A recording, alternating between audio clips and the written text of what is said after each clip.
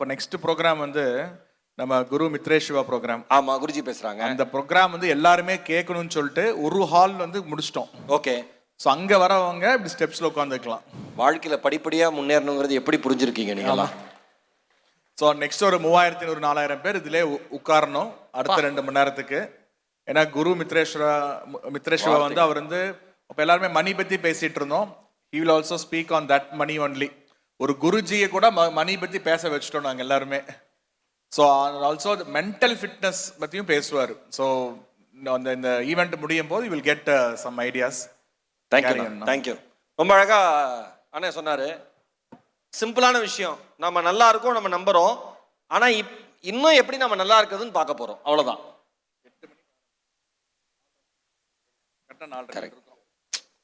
8 o'clock 8 மணி காலையில கொடியேற்றணும். 4:30க்கு Guruji entry. Time பாருங்க. அதான் பஞ்சுலா இருக்கிறவங்க மட்டும் கை தட்டுறது, மற்றவங்க பொறாமையிலேயே பார்க்கறது. ஒரு பலத்த கைத்தட்டல் மக்களை. ஆன் டைம்ல ஆரம்பிச்சு ஆன் டைம்ல ஸ்கெட்யூல் போயிட்டு இருக்கு. எவ்வளவு பெரிய விஷயம் தெரியுமா?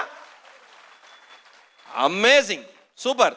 அடுத்ததா நம்முடைய அன்பு அண்ணன் சுரவை கார்த்திக் அவர்கள் சொன்ன மாதிரி குரு முத்ரேஷ் சிவா அவர்கள் மாதங்கி அறக்கட்டளையினுடைய ஆன்மீக குரு, ஒரு மிகப்பெரிய வாழ்வியல் தொலைநோக்கு தலைவர் என்றே சொல்லலாம். குருஜியை பற்றிய ஒரு காணொளி இப்பொழுது உங்கள் பார்வைக்கு.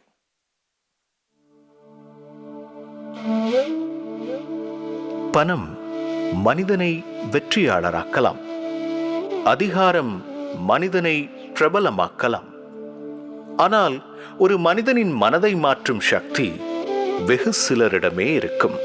அப்படிப்பட்ட அரிதான சக்தியை தன்னுடைய வார்த்தைகளாலும் வாழ்வியலாலும் ஆயிரக்கணக்கான மக்களிடம் விதைத்துக் கொண்டிருப்பவர்தான் குரு மித்ரேஷ் சிவா அவர்கள். மதம், மொழி, சாதி, வயது என எல்லாம் கடந்து எந்த எல்லையும் இல்லாமல் மனிதர்களை மனிதர்களாக வாழ வாழ்வியல் வழிமுறைகளை தன்னுடைய மேடை பேச்சுக்களின் மூலம் மக்களுக்கு விதைத்துக் கொண்டிருக்கிறார். வாழ்க்கையில் எவ்வளவு உயரம் சென்றோம் என்பதை விட எவ்வளவு ஆழமாக நம்மை நாமே புரிந்து கொண்டோம் என்பதுதான் முக்கியம் என்பதை புரிந்து கொண்டு இன்று அவரின் ஒவ்வொரு வார்த்தையையும் வாழ்க்கை பாடமாக ஏற்றுக்கொள்ளும் ஒரு தனி கூட்டத்தை உருவாக்கியிருக்கிறார். ஒரு மனிதனின் வெற்றி அவர் சம்பாதித்த பணத்தில் மட்டும் அளவிட முடியாது. அவர் மாற்றிய மனிதர்களின் வாழ்வியலிலும் அதன் எண்ணிக்கையிலும் கூட அளவிட முடியும். அப்படிப்பட்ட ஆயிரக்கணக்கான மனங்களை தொட்டு வாழ்க்கைகளை மாற்றிக்கொண்டிருக்கும் ஒரு ஒப்பற்ற வழிகாட்டி குரு மித்ரேஷ் சிவா அவர்கள்.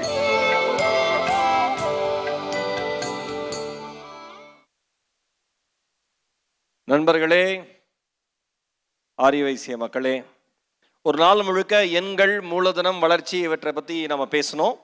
இப்பொழுது இந்த நேரம் நம் உள்ளத்தை நோக்கி திரும்புவதற்கான நேரம். மாதங்கி அறக்கட்டளையுடைய குரு முத்ரேஷ் சிவா அவர்களை உள் வணிக இயக்க அமைப்பு மனமும் நல்வாழ்வும் என்கிற தலைப்பிலே நம்மை அன்புடன் வழிநடத்துவதற்காக அழைக்கிறோம்.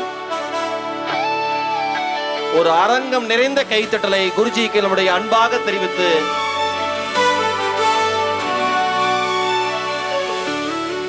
குருஜியிடம் ஒட்டுமொத்த அரங்கையும் சமர்ப்பிக்கிறோம். முதற்கண் என்னுடைய அன்பு சகோதரர் திரு கார்த்தி சுரவி அவர்களுக்கு என்னுடைய நன்றி கலந்த வணக்கத்தை தெரிவித்துக் கொள்கிறேன். இந்த வாய்ப்பு, உங்களை எல்லாம் சந்திக்கிற இந்த வாய்ப்பை கொடுத்தவருக்கு என்னுடைய ஆத்மார்த்தமான நன்றி. மற்றும் இங்கே கூடியிருக்கக்கூடிய என்னுடைய அருமை சகோதரிகள் அத்தனை பேருக்கும், தமிழ்நாடு மட்டுமில்லை இந்தியா முழுக்க வந்திருக்கக்கூடிய இந்த ஆரிய வைசிய சமூகத்தின் அத்தனை நண்பர்கள் மட்டுமல்ல, அனைத்து குடும்பத்தினர் அத்தனை பேருக்கும் என்னுடைய மனமார்ந்த நன்றிகள் இந்த வாய்ப்பு அளித்ததற்கு. இந்த நிகழ்ச்சி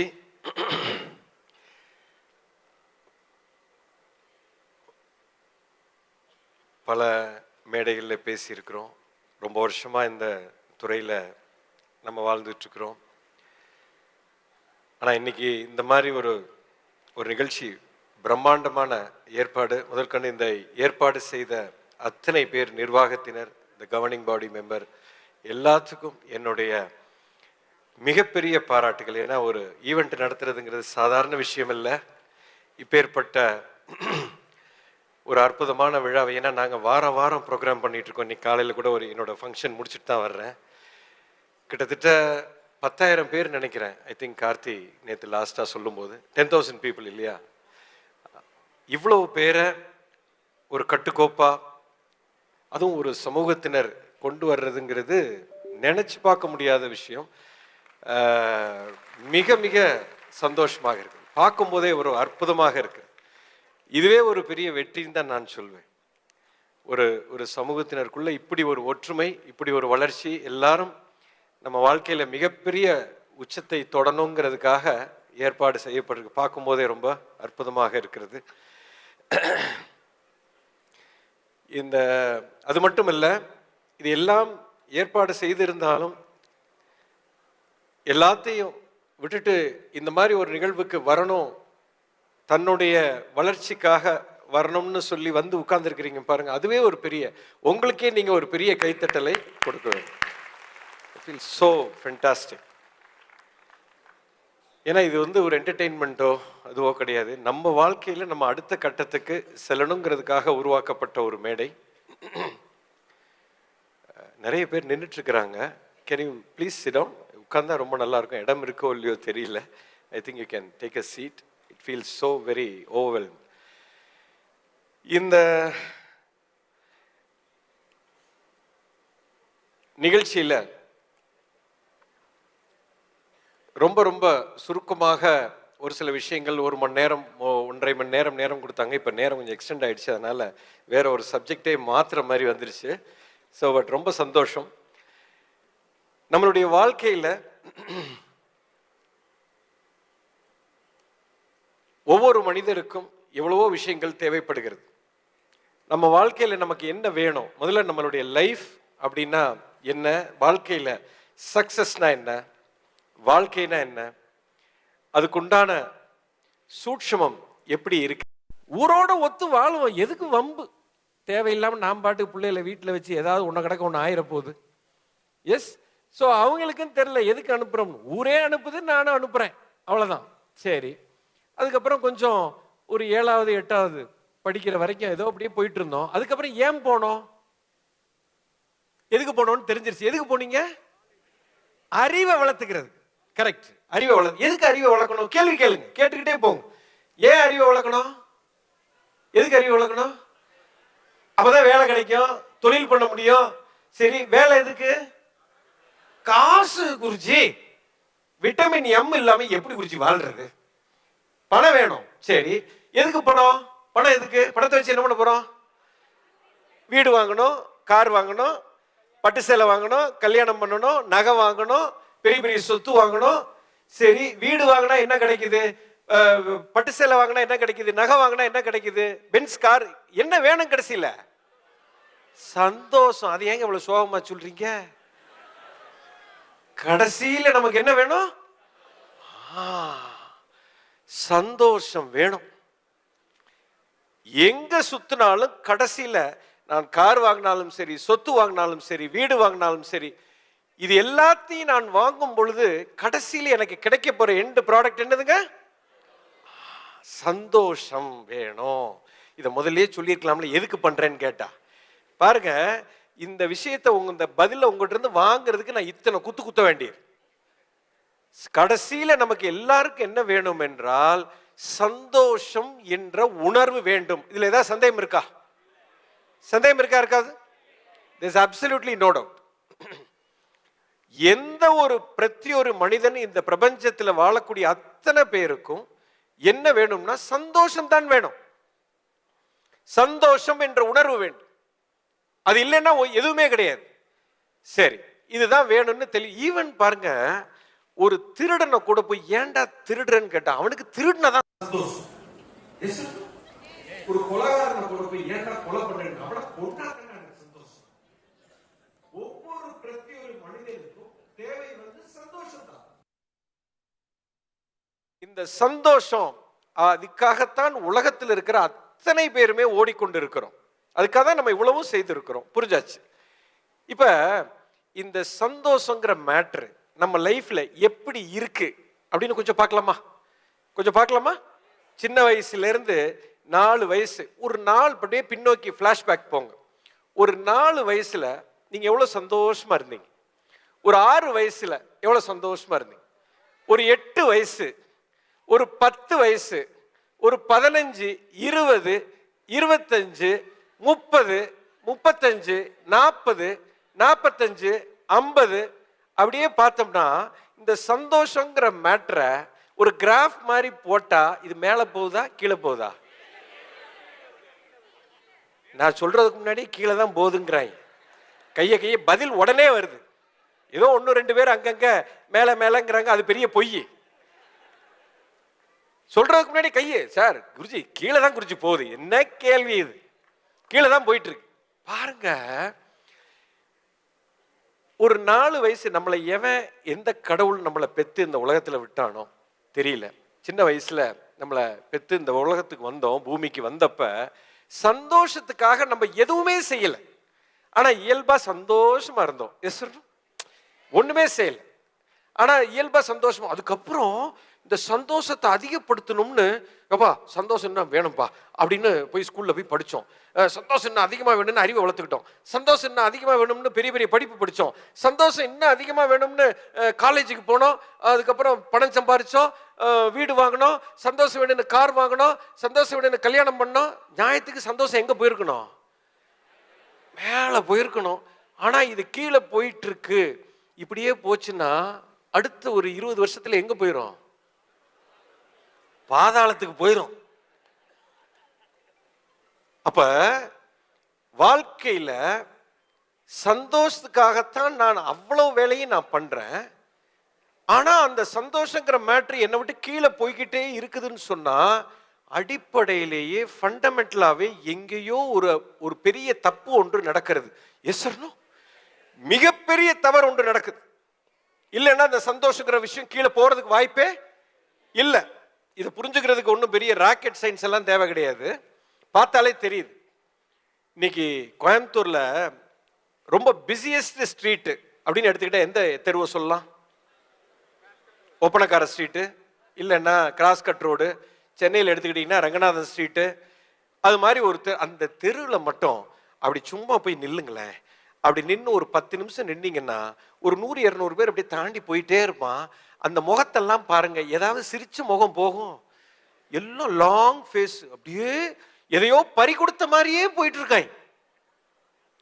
அப்படியே சிரிச்ச முகத்தை பார்க்கணும்னா ஏதோ 10 வயசுக்கு கீழே இருந்தாதான் சிரிச்சுக்கிட்டே போவாங்க. 10 வயசுக்கு மேல எல்லாம் எதையோ கொலகாரம் மாதிரி நம்ம போயிட்டு இருக்கோம். என்ன ஆச்சுங்க எல்லாத்துக்கும்? இங்கேயே கொஞ்சம் பேர் அப்படிதான் உட்கார்ந்துருக்கீங்க.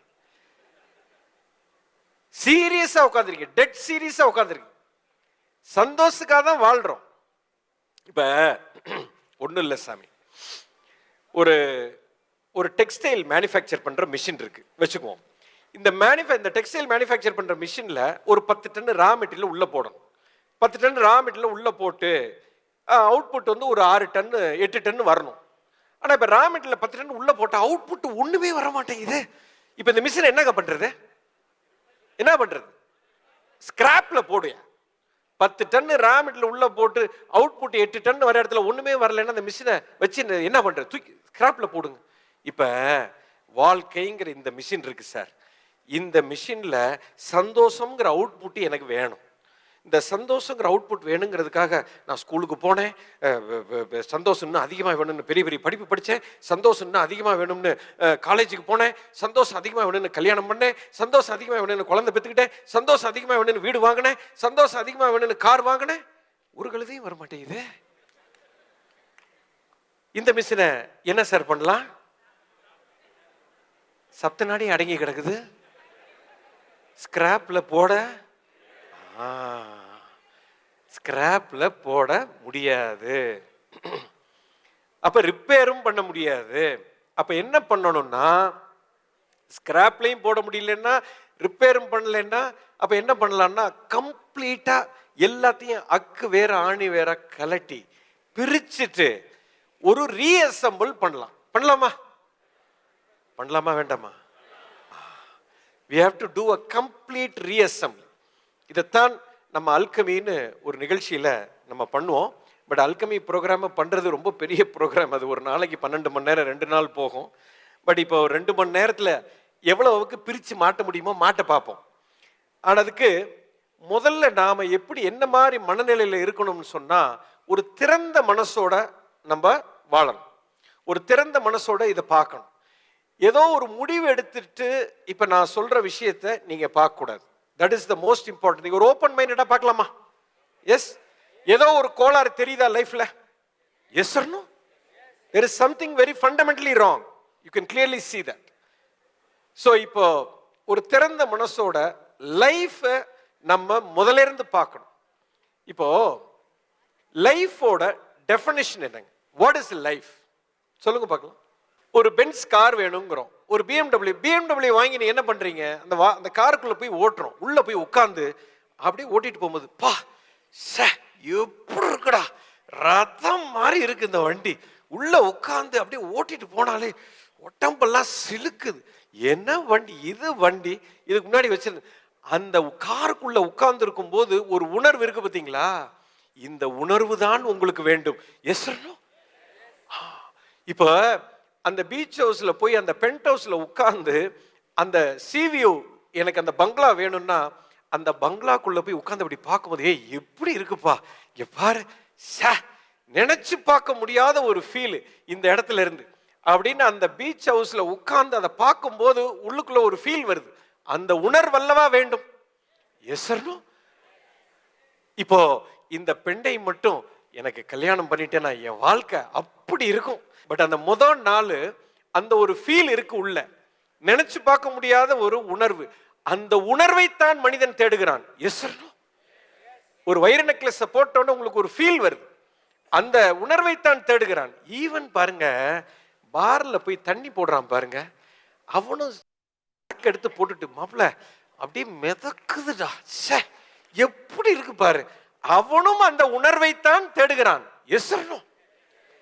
அப்போ அந்த உணர்வு அந்த குடிச்ச ட்ரிங்க்ல இருக்கு அப்படின்னு ட்ரிங்கை தேடி போறான். அந்த உணர்வு இந்த பெண்ணிடத்தில் இருக்கு அப்படின்னு அந்த பெண்ணை தேடி போகிறான். அந்த உணர்வு அந்த கார்ல இருக்குன்னு அந்த கார்ல தேடி போகிறான். அந்த உணர்வு அந்த வீட்டில் இருக்குன்னு அந்த வீட்டை தேடி போகிறான். அந்த உணர்வு அந்த பவர்ல இருக்குன்னு அந்த பவரை நோக்கி போகிறான். இதுதான் அப்போ எண்ட் ஆஃப் த டே இந்த பூமியில இருக்கக்கூடிய பிரத்தியொரு மனிதர்கள் அத்தனை பேருமே உணர்வை தான் தேடுகிறார்கள். Yes or no? அந்த உணர்வு எதுல இருக்கோ அந்த பொருளை தேடுறீங்க. அந்த பொருளை சம்பாதிக்கிறதுக்கு ஓடு ஓடு ஓடு ஓடுன்னு ஓடுறோம். காசு வேணும். பணத்தை வச்சு நம்ம ஒண்ணும் பண்ண போறதில்லை. பணத்தை சாப்பிட முடியாது. பணம் எந்த உணர்வையும் கொடுக்காது. பணத்தை வைத்து ஒரு பொருளை சம்பாதித்து அந்த பொருளை பயன்படுத்தி ஒரு உணர்வுக்காக நாமல் ஓடிக்கொண்டே இருக்கிறோம். ஒரு க்ளூ கொடுத்துட்டேன் இப்போ. அப்ப லைஃப் அப்படின்னா என்னங்க? Do you know what's the meaning of life?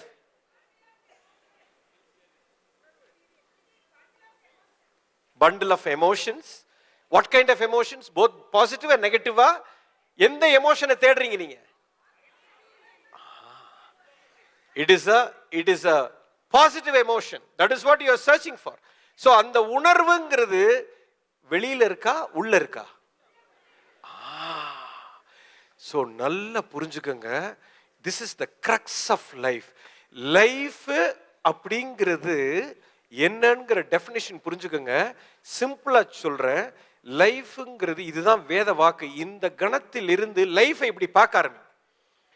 உங்களுக்கு லைஃப்ங்கிற டெஃபினிஷனை இந்த கணத்தில் இருந்து இந்த மாதிரி பார்க்க ஆரம்பிச்சா என்ன நடக்குதுன்னு பாருங்க. Life in simple words, it is a game of energy. It is a game of life என்று சொன்னால், வாழ்க்கைன்னு சொன்னா இது சக்தியின் விளையாட்டு. புரிஞ்சுக்கு, ஆணி அடிச்ச மாதிரி மண்டையில வச்சுக்க. எனக்குள்ளே ஏற்படக்கூடிய சக்தியின் விளையாட்டு தாங்க லைஃப். நல்லா புரிஞ்சுக்கோங்க. நான் மறுபடியும் ஒரு முறை சொல்றேன், வாழ்க்கை என்பது எனக்குள்ளே இருக்கக்கூடிய சக்தியின் விளையாட்டு. அது ஒரு உணர்வு. அந்த உணர்வு நேர்மறையாக இருக்கும் பொழுது என்னுடைய சக்தி மேலோங்கி போகிறது. அந்த உணர்வு எதிர்மறையாக போகும்போது என் சக்தி கீழே போகிறது. ஸோ வாழ்க்கை என்பது சக்தியின் விளையாட்டு. ஒரு குழந்தை பிறக்குது, தாயின் கருவில் இருந்து ஒரு குழந்தை பிறக்குது. ஒரு அம்மா அப்பா வந்து உடலைத்தான் கொடுக்கிறார்கள். நல்லா புரிஞ்சுக்கணும். அந்த உடம்பைத்தான் தாய் தந்தை கொடுக்கிறார்கள். அதுக்குள்ள இருக்கிற உயிரை இறை சக்தி தான் உள்ளே போடுகிறது. அப்போ அந்த உயிர் சக்தி என்பது உடம்புக்குள்ளே போகும்போது வாழ்க்கை என்று ஒன்று ஆரம்பிக்கிறது. இங்கேதான் லைஃப் ஸ்டார்ட் ஆகுது. கடைசியில் இந்த சக்தி பார்த்தீங்கன்னா மேலோங்கி நிற்கிது. ஒரு சின்ன பிள்ளைங்க பார்த்தீங்கன்னா ஹை எனர்ஜியில் இருப்பான். அவனோட எனர்ஜி நினைச்சு பார்க்க முடியாத ஒரு சக்தி அப்படி இருக்கும் சின்ன குழந்தைங்கள. வயசு ஆக ஆக இந்த சக்தி என்ன ஆகுது? கொஞ்சம் கொஞ்சமாக குறைந்து போகிறது. கடைசியில சக்தி என்ன உடம்பை விட்டு முழுசா போகுது. இதைத்தான் மரணம் என்று சொல்கிறோம். நல்லா புரிஞ்சுக்கணும். ஸோ வாழ்க்கைங்கிறது it is a game of energy. when it is a positive emotion இருக்கும்போது சக்தி மேலோங்கி போகிறது, நெகட்டிவா போகும்போது கீழ் நோக்கி போகிறது. இதுதான் அடிப்படை உண்மை. இப்போ நம்ம லைஃப் அப்படின்னா நம்ம என்ன நினைச்சிட்டு இருக்கிறோம்? இது வரைக்கும் என் லைஃப் உன் லைஃப் எப்படிப்பா போயிட்டு இருக்கு? அப்பா சூப்பரா போயிட்டு இருக்குப்பா, நமக்கு நல்ல மனைவி இருக்காங்க, அருமையான பிள்ளைங்க, ஒரு அற்புதமான வீடு இருக்கு, எனக்கு சூப்பரான ஒரு தொழில் இருக்கு, அல்லது நான் அற்புதமான ஒரு வேலையில இருக்கேன், ஒரு கார் வச்சிருக்கேன், பங்களா வச்சிருக்கேன், நான் படிப்பு இருக்கு. சார் இது எதுவுமே லைஃப் கிடையாதுங்க. நல்லா கவனிக்கணும், நல்லா கூர்ந்து கவனிங்க. என்னுடைய வீடோ வாகனமோ நான் சம்பாதித்து வைத்திருக்கக்கூடிய பொருட்களோ அல்லது என் பேங்க்ல இருக்கிற 100 கோடி ரூபாய் 1000 கோடி சொத்தோ இல்லை என் தாய் தந்தையோ என் மனைவியோ என் குழந்தையோ இது எதுவுமே லைஃப் கிடையாது. First of all you need to be very clear. இது எல்லாமே லைஃப் சிச்சுவேஷன். என்னுடைய வாழ்க்கையில எனக்கு ஏற்பட்ட சம்பவங்கள். It is all situation. இந்த கணத்துல நான் இங்க நிக்கிறேன், என் மனைவி பக்கத்துல இருக்கிறாள்.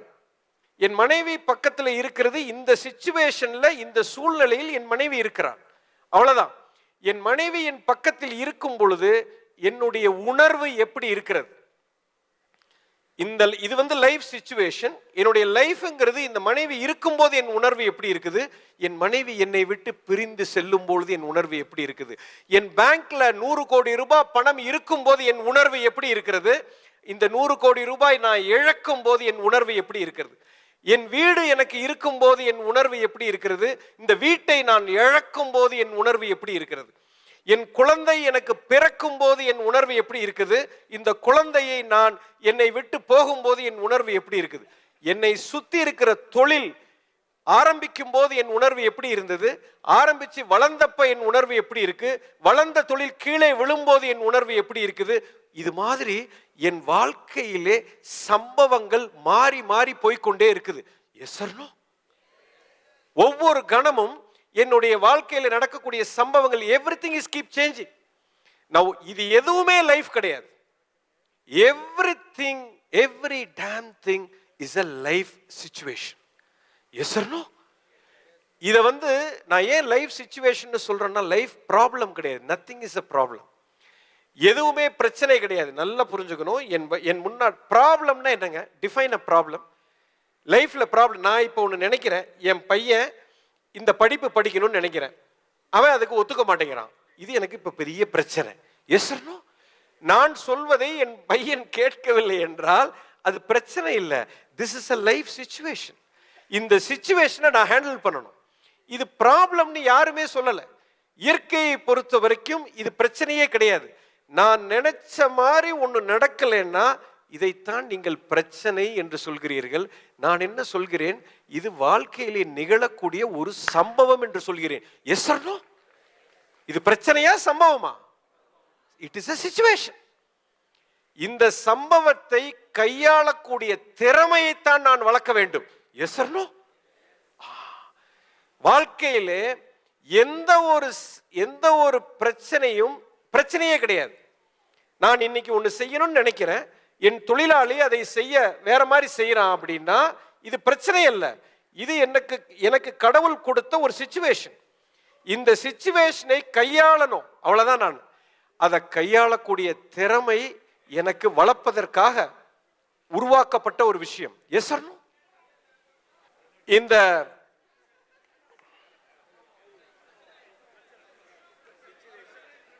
இது ஒரு situation. Fantastic. It is not என்ன அற்புதம் பாருங்க, இயற்கையோட கடவுளுடைய. This is also situation. என் முன்னால் இருக்கும் ஒவ்வொரு சம்பவமும் எனக்கு கடவுள் கொடுக்கிற ஒரு சிச்சுவேஷன்.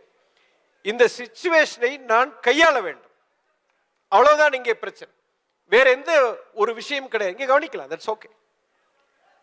யார் மிகப்பெரிய வெற்றியாளன் நீங்க பாத்தீங்கன்னா, சிகரத்தை தொட்ட அத்தனை மனிதர்களும், நீங்க நல்லா கவனிச்சு பாத்தீங்கன்னா, மிக உயரத்தை தொட்ட அத்தனை மனிதர்களும் எல்லா பிரச்சனைக்கும் அவர்கள் பிரச்சனையாவே பார்க்கல, அந்த பிரச்சனைக்கு ஒரு தீர்வு கண்டுதான் உச்சத்தை அடைந்திருக்கிறார்கள். S or no? நல்லா கவனிச்சீங்கன்னா தெரியும். Everything is a life situation. You must be very very clear. Life அப்படிங்கிறது வேற, லைஃப் சிச்சுவேஷன்ன்றது வேற. எனக்கு சுத்தி இருக்கக்கூடிய இந்த சூழ்நிலையை என்னால் நம்ம கண்ட்ரோல்லே இல்லை. Yes or no? இது கண்ட்ரோல்லே கிடையாது. ஆனா என்னுடைய உணர்வு என் கட்டுப்பாட்டில் இருக்கிறது. உண்மையா இல்லையா? லைஃப்ங்கிறது என்னுடைய உணர்வு, அது என்னுடைய கட்டுப்பாட்டில் இருக்கிறது. எந்த ஒரு சூழ்நிலையிலும், எந்த ஒரு சம்பவமும் என் வாழ்க்கையில் நடக்கும் போது என்னை சுத்தி இருப்பதை என்னால் கட்டுப்படுத்த முடியும். என் மனைவி என்னால் கட்டுப்படுத்த முடியாது. என் தாய் தந்தை நான் நினைச்ச மாதிரி நடக்க மாட்டாங்க. என் வியாபாரம் நான் நினைச்ச மாதிரி போகாது. என் பிள்ளை நான் நினைத்ததை செய்ய மாட்டான். நான் என்ன நினைக்கிறேனோ நேர்மாறாகத்தான் செய்யக்கூடிய சூழ்நிலை உருவாகும். தெரியாது, நான் கேட்டபடி இருக்கலாம். என்னை சுத்தி எந்த ஒரு சம்பவமும் நான் நினைக்கிற மாதிரி நடக்கலாம், நான் நினைக்காத மாதிரியும் நடக்க முடியும். அப்படி இருக்கும்போது ஒவ்வொரு சிச்சுவேஷனும் லைஃப் சிச்சுவேஷன். இப்போ இந்த ஒவ்வொரு சூழ்நிலையிலும் என்னுடைய உணர்வு எப்படி இருக்குது அப்படிங்கிறத நான் பார்க்கணும். Yes or no? That's the point here. நாம லைஃப்னு நினைச்சிட்டு இருக்கிறது ஃபர்ஸ்ட் லைஃபே கிடையாது. ஒவ்வொரு சூழ்நிலையிலும் ஒரு மனிதன் தன்னுடைய இயல்பு தன்மையில் உச்சக்கட்ட உணர்வில், ஆனந்தமான உணர்வில் ஒருத்தன் இருக்கிறான் என்று சொன்னால் இவன் தான் வாழ்க்கையை முழுமையாக உணர்ந்திருக்கிறான். எந்த ஒரு சூழ்நிலையிலும் என் சிச்சுவேஷன் நல்லா இருந்தாலும் என் உணர்வு எனக்குள்ளே ஆனந்தமாக இருக்கிறது. சிச்சுவேஷன் கீழே போனாலும் நான் எப்படி இருக்கிறேன், இதுதானே என்னுடைய வாழ்க்கை. இந்த லைஃப்ங்கிறது எனக்குள்ளே இருக்கக்கூடிய உணர்வு, இது சிச்சுவேஷன். இது ரெண்டும் ஒரு மனிதனுக்கு புரிந்து விட்டால், இப்போ நம்ம வாழ்க்கை பூரா நீங்க என்ன பண்ண ட்ரை பண்ணிட்டு இருக்கீங்க தெரியுமா? To you know what you are trying to to? உங்களுடைய சிச்சுவேஷனை பெட்டர் பண்ணிக்கிட்டே போகணும்னு பாக்குறீங்க. இன்னைக்கு நான் 1 லட்சம் ரூபாய் சம்பாதிக்கிறேன்னா 10 லட்சம் எப்படி சம்பாதிக்கிறது? இந்த 10 லட்சத்தை வச்சு என்னுடைய லைஃப் சிச்சுவேஷன் மாறும்னு நம்ம பார்க்கிறோம். லைஃப் சிச்சுவேஷன் மாறும், ஆனா உள்ளுக்குள்ள உணர்வு எப்படி இருக்கு? என் உணர்வில் நான் நேற்று இருந்ததை விட இன்னைக்கு இன்னும் நான் ஆனந்தமாக இருக்கிறேனா? இன்னும் அடுத்த நிலைக்கு நான் போயிருக்கிறேனா? என்னுடைய சிச்சுவேஷன் மாறினதுனால என்னுடைய உணர்வு மேலோங்கி சென்று இருக்கிறதா என்று பார்ப்பதே இல்லை. இங்கேதான் மனிதன் அத்தனையும் தொலைத்தான். இப்ப என்ன பண்ணிட்டோம்னா, what we have done is constantly, சின்ன வயசுல இருந்து இப்ப வரைக்கும் எனக்கு சுத்தி இருக்கிறத, எனக்கு பெட்டர் வீடு வேணும், பெட்டர் கார் வேணும், ஒரு பெட்டர் லைஃப் வேணும், பெட்டர் பிசினஸ் வேணும், பெரிய இது வேணும் நினைக்கிறது தப்பே கிடையாது. அப்படி நினைக்க கூடாதுன்னு நான் சொல்லவே இல்லை. ஆனால் இது கிடைத்தால்தான் நான் சந்தோஷமா இருப்பேன், இதுதான் என்னுடைய லைஃப்னு நினைச்சு ஏமாந்து போய் நம்ம செய்ததுதான் நாம் மனிதன் செய்த மிகப்பெரிய தவறு. அதுலதான் நான் சந்தோஷத்தை இழந்திருக்கிறேன். அதை செய்வது ஒன்றும் தவறே அல்ல. எப்பயுமே நம்ம என்ன பண்ணிட்டோம்னா, நமக்குள்ள ஒரு இலக்கை பிக்ஸ் பண்ணிட்டோம். அப்பா அந்த கார் கிடைச்சாதான்ப்பா சந்தோஷம், அந்த வீடு கிடைச்சாதான்ப்பா சந்தோஷம். இப்போ என்ன பண்ணிட்டோம்னா, எனக்கு நானே ஒரு இன்ஸ்ட்ரக்ஷன் கொடுத்துட்டேன், அந்த கார் கிடைக்கிற வரைக்கும் நான் சந்தோஷமாவே இருக்க மாட்டேன்டா, நான் சாவ போறேன்டா, எனக்கு எப்பயுமே மனசு உளைச்சல்ல தான் இருக்கும், இந்த வீடு கிடைக்கிற வரைக்கும் எனக்கு சந்தோஷமே இல்லைன்னு சொல்லி எனக்கு நானே ஒரு சட்டத்தை போட்டு என் சந்தோஷத்துக்கு மிகப்பெரிய அந்த உணர்வுக்கு ஒரு கடிவாளத்தை போட்டதுதான் நான் செய்த மிகப்பெரிய தவறு. ஏனென்றால் புரிதல் இல்லை. இப்போ 1 கோடி வச்சிருக்கிறவனோ அவனோட மனநிலை எப்படி இருக்குன்னு பாருங்க. 100 கோடி வச்சிருக்கிறவன் இப்போ 1 கோடி எனக்கு இருக்கும்போது எனக்கு இவ்வளவு சந்தோஷம் இருந்தது, 100 கோடி இருக்கும்போது எனக்கு இவ்வளவு சந்தோஷம் வந்து விட்டது அப்படின்னு யாராவது சொல்லி பார்த்திருக்கீங்களா? கிடையாது. அப்ப எங்கேயோ ஒரு தவறு நடக்கிறது. அப்போ இந்த ஒரு நிலைப்பாட்டில் ஒரு புரிதல் இல்லாத ஒரு காரணத்தால் தான் மனிதன் வாழ்க்கையவே இழந்து விட்டான். நான் அதுக்காக நம்மளுடைய சிச்சுவேஷனை மாற்றக்கூடாதுன்னு சொல்ல, கட்டாயம் மாற்றலாம். ஆனால் என் உணர்வுக்கு நான் முக்கியத்துவம் கொடுக்க வேண்டும். லைஃப்ங்கிறது எனக்குள்ள நடந்துகிட்டு இருக்கிற ஒரு விஷயம். அப்படின்னா சக்சஸ் அப்படின்ற அந்த வார்த்தைக்கு அர்த்தம் என்னங்க? Do you know what's the meaning of success? சக்சஸை நோக்கி போறோம், லைஃப்ல இவர் வெற்றி அடைஞ்சிட்டாரு, இவர் சக்சஸ் ஆயிட்டாரு அப்படின்னு சொல்றோமே, அதுக்கு உண்டான உண்மையான அர்த்தம் என்ன தெரியுமா? என்ன தெரியுமா? What is the meaning of success? ஒரு இலக்கை அடைவது. ஏதோ ஒரு இலக்கு, ஒரு விஷன் வச்சிருக்கிறீங்க, ஒரு கோல் வச்சிருக்கிறீங்க, அந்த கோலை அடைவது சக்சஸ்னு அவர் சொல்றாரு. எஸ், அதுதான் சக்சஸா? எல்லாரும் அதைத்தான் புரிந்து வைத்திருக்கிறோம். Yes sir? நோ சார், வாழ்க்கையில ஒரு மிகப்பெரிய உண்மையை சொல்றேன், புரிஞ்சுக்கோங்க. This is one of the fantastic. Success அப்படிங்கிற வார்த்தைக்கு உண்மையான அர்த்தம் என்னன்னு சொன்னா, ஆங்கிலத்தில் ஒரு அற்புதமான ஒரு definition. Success is a progressive realisation of a worthy ideal. This is the definition of success. நல்லா புரிஞ்சுக்கணும். சக்சஸ் அப்படிங்கிறது it is a progressive realisation, அதாவது ஒரு progressive realisation of a worthy ideal. அதாவது ஒரு உன்னதமான இலக்கு, எனக்குள்ள ஒரு விஷன் இருக்கணும், எதை நோக்கி நான் சென்று கொண்டிருக்கிறேன் அப்படின்னு எனக்குள்ள ஒரு தெளிவான ஒரு விஷன், ஒரு இலக்கு, ஒரு டெஸ்டினி. என்னுடைய இலக்கை நான் வைச்சே ஆகணும். ஒரு கோலே இல்லாத மனிதன், இலக்கே இல்லாத மனிதன் சக்சஸே ஆகவே முடியாதுங்க. வாழ்க்கையில இதுதான் மனதின் மிகப்பெரிய ஒரு இயற்கை சட்டம். எனக்கு ஒரு கோலே இல்லை, எனக்கு ஒரு இலக்கே இல்லை அப்படின்னா சக்சஸ்ங்கிறது கிடையாது. இது பாயிண்ட் நம்பர் 1. அந்த இலக்கு எப்படி இருக்கணும்?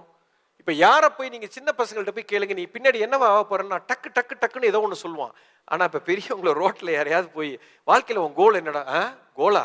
வாழ்க்கையில் இன்னைக்கு பிரச்சனையை முதல்ல தீப்பையா, அதுக்கப்புறம் கோலை பத்தி அப்புறம் பார்ப்போம் அப்படின்னு ஒண்ணு. என்ன எல்லாம் மறந்தே போயிட்டோம். ஸோ ஃபர்ஸ்ட் முதல் பாயிண்ட் நீங்க தெரிஞ்சுக்க வேண்டியது, அந்த இலக்குன்னு ஒண்ணு இருக்கணும். இது பாயிண்ட் நம்பர் 1.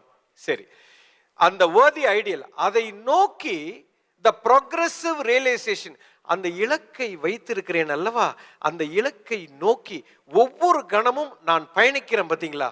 எவ்ரி மொமெண்ட் நான் அதை ரியலைஸ் பண்ணிக்கிட்டு உணர்ந்து அந்த இலக்கை நோக்கி நான் செல்லுகின்ற ஒவ்வொரு கணமும் நான் அதை சென்று கொண்டே இருக்கும் போது, அந்த ஒவ்வொரு கணத்தில் நான் அந்த படியை நோக்கி போகிறேன். பார்த்தீங்களா? அதுதான் மிகப்பெரிய சக்சஸ். அதுதான் சக்சஸ். அந்த டெஸ்டினியை அடைஞ்சதுக்கு அப்புறம் சக்சஸ் இல்லை, அதை நோக்கி செல்லுகிற ஒவ்வொரு கணமும் எனக்குள்ள ஒரு மிகப்பெரிய ஆனந்தம் ஏற்படுகிறது. அதுதான் சக்சஸ். உங்களுடைய சந்தோஷத்தை நீங்க ஒரு பொருள் மேல வெளியில அடமானமா வச்சீங்கன்னா அது இழக்கிறது உறுதி. ஒரு கார் வாங்கினா நான் சந்தோஷம் அப்படின்னா, அந்த கார் வாங்குற வரைக்கும் உங்களுக்கு சந்தோஷம் கிடையாது. அந்த கார் வாங்கி முடிச்சு ஒரு மாசத்துல பாத்தீங்கன்னா அந்த சந்தோஷம் போயிடும். திரும்ப அடுத்த இலக்கு வச்சிருவீங்க, திரும்ப சந்தோஷத்தை இழந்துகிட்டே போவீங்க. உங்களுடைய உணர்வு லைஃப்ங்கிறது வெளியில ஒரு பொருள்ல இல்லை, அது எதுல இருக்குன்னா எனக்குள்ள நான் எதை அடைய விரும்புகிறேனோ அதை நோக்கி செல்லக்கூடிய ஒவ்வொரு கணத்தில் தான் அது இருக்கிறது. நன்றாக புரிந்து கொள்ள வேண்டும். ரொம்ப ரொம்ப முக்கியமான பாயிண்ட். எவ்ரி மொமெண்ட் இதை நான் செய்துகிட்டே இருக்கிறேன். பார்த்தீங்களா? இதில் தான் எனக்கு ஒரு பெரிய ஆனந்தம் கிடைக்கிறது. இதை செய்யற செயலில், இதுக்கு பேரு அந்த காலத்துல ஒண்ணு சொல்லுவாங்க, ரொம்ப அற்புதமான பேரு. இதுக்கு பேரு தான் சுதர்மம் என்று சொல்வார்கள். இதுக்கு பேர் என்னங்க? ஒவ்வொரு இயற்கையில இருக்கக்கூடிய மனிதனுக்கும் ஒரு சுதர்மம் என்று ஒன்று இருக்கிறது. அதாவது சுதர்மம்னா என்ன அப்படின்னா, நம்ம முன் ஜென்மத்தில் இருந்து இப்ப வரைக்கும் நான் என்ன இந்த ஜென்மத்தில் நான் செய்ய கடவுள் எனக்கு விதிக்கப்பட்ட ஒரு செயல், கர்ம யோகம். அதுக்கு பேர் தான் கர்ம யோகம் என்று அழைக்கிறோம். அந்த சுதர்மம் தான் என்னை ஒவ்வொரு கணமும் எனக்கு சந்தோஷத்தை கொடுத்து, அதுக்கு எல்லையே கிடையாது. எந்த பொருளும் எனக்கு சந்தோஷத்தை நிலையாக கொடுக்காது, எந்த மனைவியும் கொடுக்காது, எந்த பிள்ளையும் கொடுக்காது, எந்த வீடும் கொடுக்காது, எத்தனை கோடி பணமும் எனக்கு கொடுக்காது. ஆனால் என்னுடைய சுதர்மத்தை நான் செய்து கொண்டே இருக்கும் பொழுது பேரானந்தமாக இருக்கு. இது என்னுடைய கட்டுப்பாட்டில் இருக்கு. This is what is life is all about. இப்போ இந்த பிரபஞ்சம் இருக்கு பாத்தீங்களா, அண்ட சராசரத்துல மனிதன் மட்டும் இல்லைங்க, 85 லட்சம் உயிரினங்கள் வாழ்ந்து கொண்டு இருக்குது. Yes or no? ஒன்றோடு ஒன்று சார்ந்துதான் வாழ்ந்து கொண்டு இருக்குது. நம்ம வாழ்க்கை மட்டும் தனியா நடக்கல. என் வீடு, என் குடும்பம், என் மனைவி, என் பிள்ளைகள் மட்டும்தான் நான் கவனிப்பேன். இந்த ஊர் எக்கேடு கெட்டு போனாலும் எனக்கு கவலை இல்லை, அப்படி நம்ம வாழ முடியாது. இயற்கை சட்டத்துக்கு எதிரான செயல் அது. எப்போ ஒரு மனிதன், அதாவது இப்ப உங்க பிள்ளைங்க, நம்ம பிள்ளைங்க நல்லா இருக்கணும், நமக்கு எல்லாம் ஆசையா இருக்கு. Yes or no? Yes or no?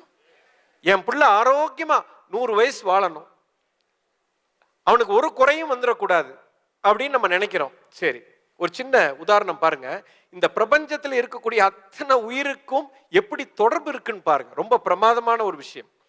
இப்ப என் குழந்தை 100 வயசு வாழணும்னா, அவன் ஆரோக்கியமாக இருக்கணும்னா, அவனுக்கு வாழ்க்கையில நான் சிறந்த உணவை கொடுக்க வேண்டும். Yes or no? சிறந்த காய்கறிகள், சிறந்த பழ வகைகள், சிறந்த தானியங்களை கொடுத்தா தான் அவன் 100 வயசு வாழ்வான். சரி, இப்போ குழந்தைக்கு நான் சிறந்த உணவை கொடுக்கணும், பழ வகைகள், காய்கறிகள், தானியங்களை கொடுக்கணும்னா அது விளையக்கூடிய அந்த மரத்தை நான் நேசிக்க வேண்டும், உயிருக்கு உயிராக காதலிக்க வேண்டும். Yes or no? அந்த மரம், செடி, கொடிகள் அத்தனையும் நான் பாதுகாக்க வேண்டும், அதை நான் லவ் பண்ணணும், அதை நான் காதலிக்கணும். அப்பனாதான் அதில் விளையக்கூடிய பொருள் தரமுள்ள பொருளாக இருக்கும்.